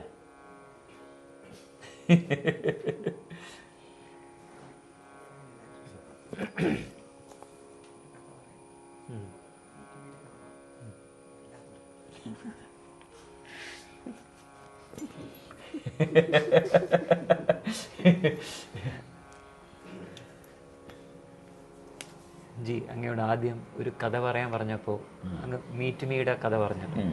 അതല്ലാതൊരു കഥ. ഞാൻ 2021 ഈ ക്ലബ് ഹൗസ് എന്ന് പറഞ്ഞ ആപ്പ് വന്നത്. 2021 മെയ് മാസത്തിലാണ് ക്ലബ് ഹൗസ് ഇൻസ്റ്റാൾ ചെയ്യുന്നത്. അപ്പോൾ ക്ലബ് ഹൗസിൽ കുറേ ആൾക്കാരോട് സംസാരിക്കാനുള്ള അവസരമാണ്. അപ്പോൾ നമ്മളിങ്ങനെ ഇത് തന്നെ നോൺ സ്റ്റോപ്പ് സംസാരമാണ്. അങ്ങനെ വന്നപ്പോഴത്തേക്ക് ഒരാൾ വന്ന് എന്നോട് കുറച്ച് ചോദ്യങ്ങൾ ചോദിക്കുന്നു. ഒരു 1.5 മണിക്കൂർ ഒരാളുടെ ചോദ്യം അങ്ങ് കഴിഞ്ഞു. അപ്പോൾ ഷാഫി എന്ന് പറഞ്ഞ വ്യക്തിയാണ് ഈ ചോദ്യങ്ങൾ ചോദിക്കുന്നത്. ഞാൻ ഉത്തരം കൊടുത്താന്ന് ചോദിച്ചാൽ ഞാൻ എന്തോ പറഞ്ഞു. അദ്ദേഹത്തിനത് ഉത്തരമായിരുന്നു. അദ്ദേഹത്തിൻ്റെ ആ ഉത്തരം അദ്ദേഹത്തിൻ്റെ ജീവിതം എന്താണെന്ന് അദ്ദേഹത്തിന് കാണാൻ സാധിച്ചു. അതായത് ഷാഫി നിരന്തരം ഒരു എന്തൊക്കെ ഡ്രഗ്സ് ഉണ്ട് എനിക്കറിയത്തില്ല. ഷാഫി പറഞ്ഞാൽ ഞാൻ ഈ പേപ്പറെന്ന എന്തൊക്കെ കുറേ സംഭവങ്ങൾ പറഞ്ഞു പുള്ളി. അപ്പോഴാണ് അറിയണത് ഇങ്ങനെയൊക്കെയുള്ള ഡ്രഗ്സ് ഉണ്ടെന്ന് ഞാൻ അറിയണത്. പുള്ളി ഇത് സ്ഥിരം ഒരു മാസം ഒരു 10,000, 40,000, 50,000 രൂപ ഡ്രഗ്സ് എടുക്കുന്ന കക്ഷിയായിരുന്നു. അന്ന് പുള്ളി ഇത് വന്ന് എന്നോട് ചോദിക്കുമ്പോഴും ഒരു കലാശക്കോട്ടം എന്നുള്ള രീതിയിൽ കുറേ ഡ്രഗ്സൊക്കെ എടുത്തിട്ട് മടുത്ത് ഇനി ഇതിങ്ങനെ അടിച്ചങ്ങോട്ട് തീർത്തേക്കാം എന്ന് പറഞ്ഞ് ഇരിക്കുമ്പോൾ പുള്ളിയുടെ ഒരു സുഹൃത്ത് മസ്കറ്റിലല്ലേ, ഖത്തറിലുണ്ട്. പുള്ളി വിളിച്ചിട്ട് പറഞ്ഞ് പെട്ടെന്ന് ക്ലബ് ഹൗസ് എന്നൊരു ആപ്പ് ഡൗൺലോഡ് ചെയ്യും. ഇത് ഡൗൺലോഡ് ചെയ്യും. അപ്പോൾ ഷാഫി പറഞ്ഞില്ല എനിക്ക് വേണ്ട വയ്യ. അപ്പോൾ സുഹൃത്തിൻ്റെ നിർബന്ധം കാരണം ഷാഫി ക്ലബ് ഹൗസ് ഡൗൺലോഡ് ചെയ്ത് മനസ്സോട്, കാരണം ഇതെല്ലാം റെഡിയാക്കി വെച്ച് സദ്യ റെഡിയാക്കി വെച്ചിരിക്കുക, മനസ്സിലായി, എല്ലാം കൂട്ടിയിട്ട് അടിച്ച് കലാശക്കൊട്ടിന് റെഡിയായിരിക്കും. അപ്പോൾ പുള്ളി നിർബന്ധിക്കുന്നു. പുള്ളിയുടെ നിർബന്ധം കാരണം ക്ലബ് ഹൗസ് ഡൗൺലോഡ് ചെയ്ത് കയറി വന്ന് എൻ്റെ അടുത്ത് ചോദിക്കുകയും. അപ്പോൾ ഞാനറിയുന്നില്ല ഷാഫി ബാക്ക്ഗ്രൗണ്ടൊന്നും എനിക്കറിയത്തില്ല. അപ്പോൾ ഷാഫി ഇങ്ങനെ ചോദ്യങ്ങൾ ചോദിക്കുന്നു. ഒരു 1.5 മണിക്കൂർ ചോദിച്ചു. ഇതിന് ശേഷം ചോദിച്ച ഷാഫിക്കും അറിയത്തില്ല എന്താ ചോദിച്ചതെന്ന് പറഞ്ഞ് എനിക്കും അറിയത്തില്ല. അതിനുശേഷം പുള്ളി എൻ്റെ അടുത്ത് വരികയാണ്. പിന്നെ 2 ദിവസം കഴിയുമ്പോൾ ഇനി വരവെന്ന് പറഞ്ഞാൽ ഞാനന്ന് എറണാകുളത്തുണ്ട്. അപ്പോൾ ക്ലബ് ഹൗസിലിരുന്ന് സംസാരിക്കുകയും എൻ്റെ ഫോൺ നമ്പർ അപ്പോഴും മേടിച്ചിട്ടില്ല. ഞാൻ വരുന്നുണ്ട് കേട്ടോ. അപ്പോൾ ഞാൻ പറഞ്ഞു വൈകുന്നേരം ആകുമ്പോൾ വീട്ടിലെത്തിയാൽ മതി, വൈകുന്നേരം ആകുമ്പോഴേ ഞാൻ വീട്ടിലുണ്ടാവുള്ളൂ. അപ്പോൾ ഞാൻ എറണാകുളത്ത് നിന്ന് വിട്ട് ഒരു 4-4:30 ആകുമ്പോൾ ഞാൻ എറണാകുളത്ത് നിന്ന് വിടുന്നു. വരണ വഴിക്ക് മുമ്പിലൊരു കാറ് കാണുന്നു. എന്നിട്ട് ഷാഫി ആയിരിക്കുമല്ലേ, ഷാഫി. ഞാൻ വണ്ടി ഓവർടേക്ക് ചെയ്ത്, എൻ്റെ വണ്ടി ഓവർടേക്ക് ചെയ്ത് ചെല്ലുമ്പോൾ ഷാഫി വിട്ടു കൊടുക്കുക. എന്നെ ഇവിടെ വന്നിട്ട് ഓവർടേക്ക് ചെയ്യാനാരാ ഷാഫി സ്പീഡ് കൂട്ടുന്നു, ഞാൻ വിട്ടു കൊടുക്കുക, നമ്മുടെ നാടല്ലേ. നമ്മൾ ഓവർടേക്ക് ചെയ്ത് പുള്ളിക്ക് ഒരു വണ്ടി നിർത്തിച്ച്. അപ്പോൾ ഞാൻ ക്ലബ് ഹൗസിൽ ഇട്ടിരിക്കുന്ന ഫോട്ടോ എന്ന് വെച്ചാൽ ഒരു പ്രാന്തൻ്റെ പ്രാകൃത വേഷത്തിലൊരു ഫോട്ടോയാണ്. അപ്പോൾ ഷാഫി എന്ന് പറയുന്ന ആൾ എന്നെ കാണാൻ വരുമ്പോൾ ഞാനൊരു കടത്തിനെ കിടക്കുന്ന ഒരാളാണ്, ഒരു ഭ്രാന്തനാണ്, മനസ്സിലായ. ഇദ്ദേഹത്തിന് വന്ന് എന്താണ്ട് കുറച്ച് കാശ് തരാനാണ് പുള്ളി വരുന്നത്. കാരണം കഞ്ഞി കുടിക്കാൻ വേണ്ടിയിട്ടുള്ള എന്തെങ്കിലും കൊടുക്കണം. കാരണം നിവൃത്തിയില്ലാത്ത ഒരാൾ, ഞാൻ വലിയ സമ്പന്നനാണ്, എൻ്റെ കുറച്ച് കാശൊക്കെ ഉണ്ട്. അപ്പോൾ അതിൻ്റെയൊക്കെ ഉള്ളൊരു ഭാഗത്ത് ഇങ്ങനെ പുള്ളി വരികയാണ്. അപ്പോൾ വണ്ടി പിടിച്ച് നിർത്തി പുറത്തിറങ്ങി വരുമ്പോൾ എന്നെയാണ് കാണുന്നത്. പുള്ളിക്ക് അത് ജീവിതത്തിൽ പുള്ളിക്ക് ഒരു അത്ഭുതമായിരുന്നു, മനസ്സിലായി. നമുക്കൊരു അത്ഭുതം വേണമല്ല പുള്ളിയുടെ ജീവിതത്തിൽ. കാരണം അപ്പോൾ ഒരു ഭ്രാന്തൻ, ഒരു ഭ്രാന്തും ഇല്ലാത്ത വളരെ ഭംഗിയായിട്ട് നല്ല ഇതൊക്കെ ഇട്ട് ഡ്രസ്സൊക്കെ ഇട്ട് ഇങ്ങനെ വരുന്നു. അപ്പോൾ അങ്ങനെ ഞങ്ങൾ തമ്മിലുള്ള ബന്ധം, ഞാൻ പുള്ളിയുടെ ബാക്ക്ഗ്രൗണ്ട് ഒന്നും ഞാൻ ചോദിക്കുന്നില്ല. അപ്പോൾ പുള്ളി നോക്കണ പുള്ളീനെ ഞാൻ കൂട്ടത്തിൽ കൂട്ടുന്നു. അത് പുള്ളിക്ക് ഒരിക്കലും ഉൾക്കൊള്ളാൻ അങ്ങോട്ട് പറ്റുന്നില്ല. കാരണം പുള്ളി ആരും കൂട്ടത്തിൽ കൂട്ടത്തില്ല, മനസ്സിലായ. കൂട്ടുകാർ വരെ പുള്ളീനെ ചതിക്കുകയും പറ്റിക്കുകയും ചെയ്യുന്നതാണ്. കാരണം പുള്ളി ദുബായിൽ നിന്ന് അവർക്ക് വേണ്ടിയിട്ട് പൈസ മുടക്കാൻ വേണ്ടിയിട്ട് ഇവിടെ റെഡിയായിട്ട് വരുന്നു. അവർ പുള്ളിയുടെ പോക്കറ്റിൽ നിന്ന് പൈസ മോഷ്ടിക്കുന്നു, മനസ്സിലായ.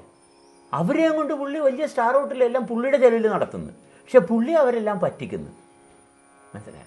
അപ്പോൾ അങ്ങനെ ഒന്നുമില്ലാത്ത ഒരാൾ ശരിയാണോ? പുള്ളിക്ക് തന്നെ ഒരു സംശയം, ഇങ്ങനെ ഒരാൾ സാധ്യമാണോ, മനസ്സിലായ. സാവകാശം ഷാഫി ഭാര്യനെ ഉപേക്ഷിക്കുന്നു, മക്കളെ ഉപേക്ഷിക്കുന്നു. ഷാഫി അല്ല ഉപേക്ഷിക്കുന്നത്, അവർക്ക് ഷാഫിയെ പറ്റുന്നില്ല, മനസ്സിലായി. കാരണം ഷാഫി വേറിട്ട് മാറുന്നു. ഷാഫി സെബാസ്റ്റിനായിട്ടുള്ള ബന്ധത്തിന് ഭയങ്കര സ്ഥാനം കൊടുക്കുന്നു. അത് പറ്റത്തില്ല, മനസ്സിലായി. അപ്പോൾ ഷാഫിയുടെ ഉൾപ്പെട്ടിരിക്കുന്ന മതവും സമ്മതിക്കുന്നില്ല. താടി വളർത്തുന്നു, ഇത് പാടില്ല, ഈ മതത്തിൽ പാടില്ല. അപ്പോൾ അങ്ങനെ സങ്കീർണമായിട്ടുള്ളൊരു വലിയൊരു സംഭവം പിന്നാമ്പുറത്ത് ഇങ്ങനെ അരങ്ങേറുന്നു. പക്ഷേ ഷാഫിക്ക് ഇതൊന്നും ഒരു പ്രശ്നമില്ല. ഭാര്യ പോയി, മക്കൾ പോയി, വീട്ടിൽ കയറ്റണില്ല, അപ്പം കയറ്റുന്നില്ല, അമ്മ കയറ്റുന്നില്ല, നാട്ടുകാരെല്ലാവരും ഉപേക്ഷിച്ച്. അപ്പോഴും ഇവിടെ ഒരു കുഴപ്പമില്ല. ഈ കഥ ഇത്രയും മതി. നമുക്ക് സസ്പെൻസിലിടാം. ശരിക്കും ഇതൊരു ജീവിത കഥയായിരിക്കാം. കഥകളെല്ലാം ജീവിതത്തിൽ നിന്നല്ലേ വരണത്. ഇപ്പം നമ്മൾ ആമയും മുയലിൻ്റെ കഥ പറയുന്നത്, മനസ്സിലായി. എന്തുകൊണ്ടാണ് മടിയനെ മനസ്സിലായി വിശേഷിപ്പിക്കുന്ന, മനസ്സിലായി. എല്ലാം ജീവിത അനുഭവമായിട്ട് ബന്ധിച്ചിട്ടുള്ള കഥകളെല്ലാം.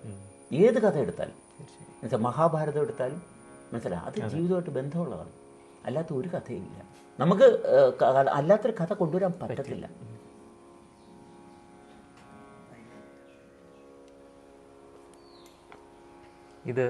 ഈ സത്സംഗം എങ്ങനെ അവസാനിപ്പിക്കണമെന്ന് അറിയില്ല. കാരണം ഇതിനൊരു അവസാനമില്ല എന്നുള്ളതാണ് യാഥാർത്ഥ്യം. കാരണം ഇവിടെ ചെലവഴിച്ച ഓരോ നിമിഷവും ഈ നിമിഷത്തിൽ തന്നെയായിരുന്നു. നിമിഷം എന്ന് പറയുന്നത് ഇല്ലെന്നങ്ങ് പറഞ്ഞു. പക്ഷേ നമ്മളെ സംബന്ധിച്ചിടത്തോളം വീണ് കിടക്കുന്നവരാണ്. വീണിടത്തിൽ നിന്ന് ഉള്ള മൾട്ടിപ്പിൾ പേഴ്സണാലിറ്റീസ് നേരത്തെ പറഞ്ഞില്ല, അതിനെല്ലാം കളഞ്ഞ് യഥാർത്ഥത്തിലേക്ക് എത്താൻ ശ്രമിക്കുന്ന ഒരു സാധകനാണ് നമ്മൾ ഓരോരുത്തരും. അപ്പോൾ ഓരോ നിമിഷവും നമ്മൾ ജീവിക്കുന്നതായിട്ടാണ്, ഈ നിമിഷത്തിൽ ജീവിക്കുന്നതായിട്ടാണ് നമുക്ക് തോന്നിയത്. കാരണം ഇതൊരു ഒഴുക്കാണ്. പറഞ്ഞ പോലെ ഡിവിനിറ്റി, ആ ഒരു ഈശ്വരൻ ആഗ്രഹിച്ചതായിരുന്നിരിക്കാം നമ്മളിവിടെ കൊണ്ടുവന്ന് ഈ ഒരു സത്സംഗം നടത്തണം എന്നുള്ളത്.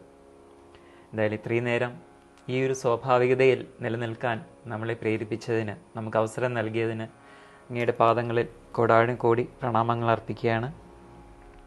നമ്മൾ സാധകരോട് അങ്ങേക്ക് ഒരു സന്ദേശം എന്നുള്ള രീതിയിൽ എന്താണ് പറയാനുള്ളത്? എല്ലാ സന്ദേശങ്ങളും ഒഴിവാക്കുക. മനസ്സിലായി, ഒരു സന്ദേശവും എടുക്കാതിരിക്കുക. മനസ്സിലായി, എല്ലാവരെയും കാണുമ്പോൾ നിന്നെപ്പോലെ തന്നെ കാണുക. നിന്നെ മനസ്സിലാക്കാൻ നിനക്ക് അത് മാത്രമേ വഴിയുള്ളൂ. സമാധാനം.